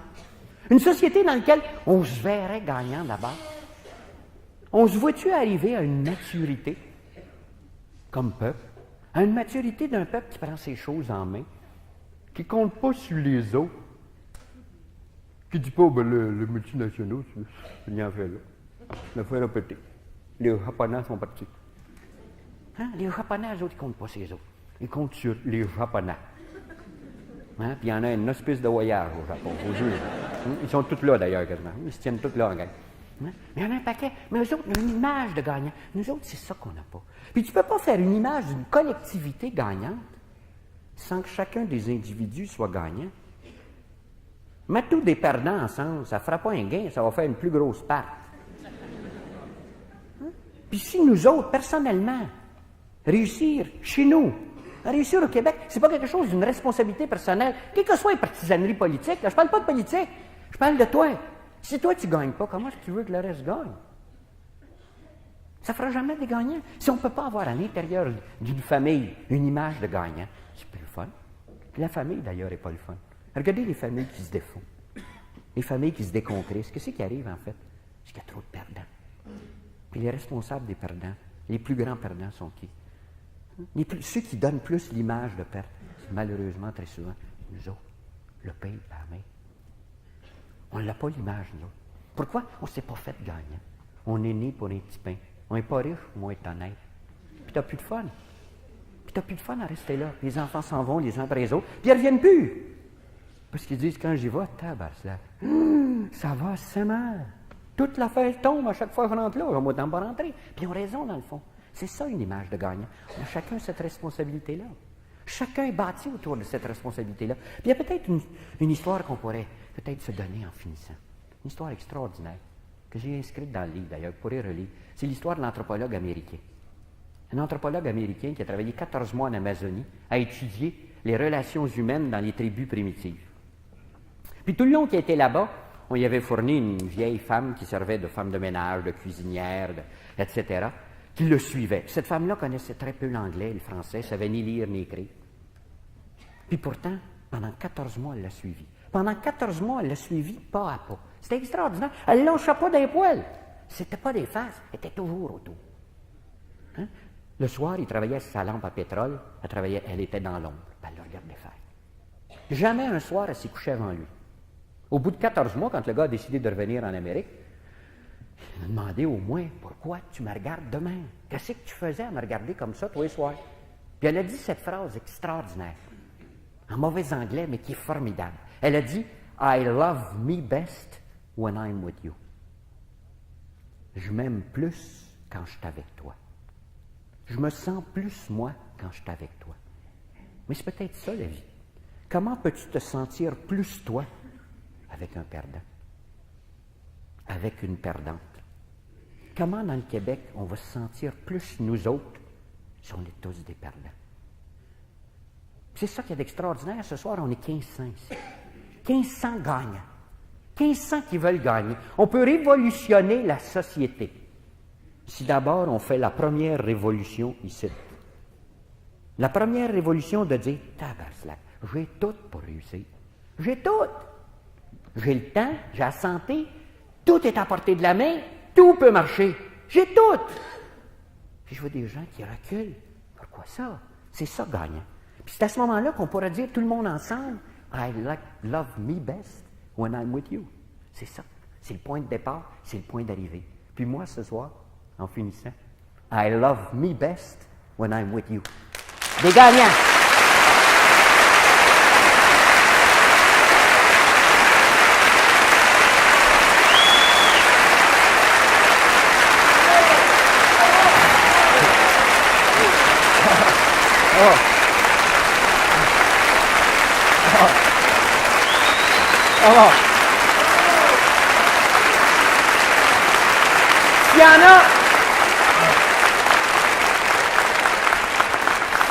S'il y en a qui veulent me voir, je vais être au petit salon d'exposition ici à côté pour quelques minutes encore, peut-être signer quelques autographes ou échanger une poignée de main et dire « Bravo, on gagne ensemble ». Merci beaucoup.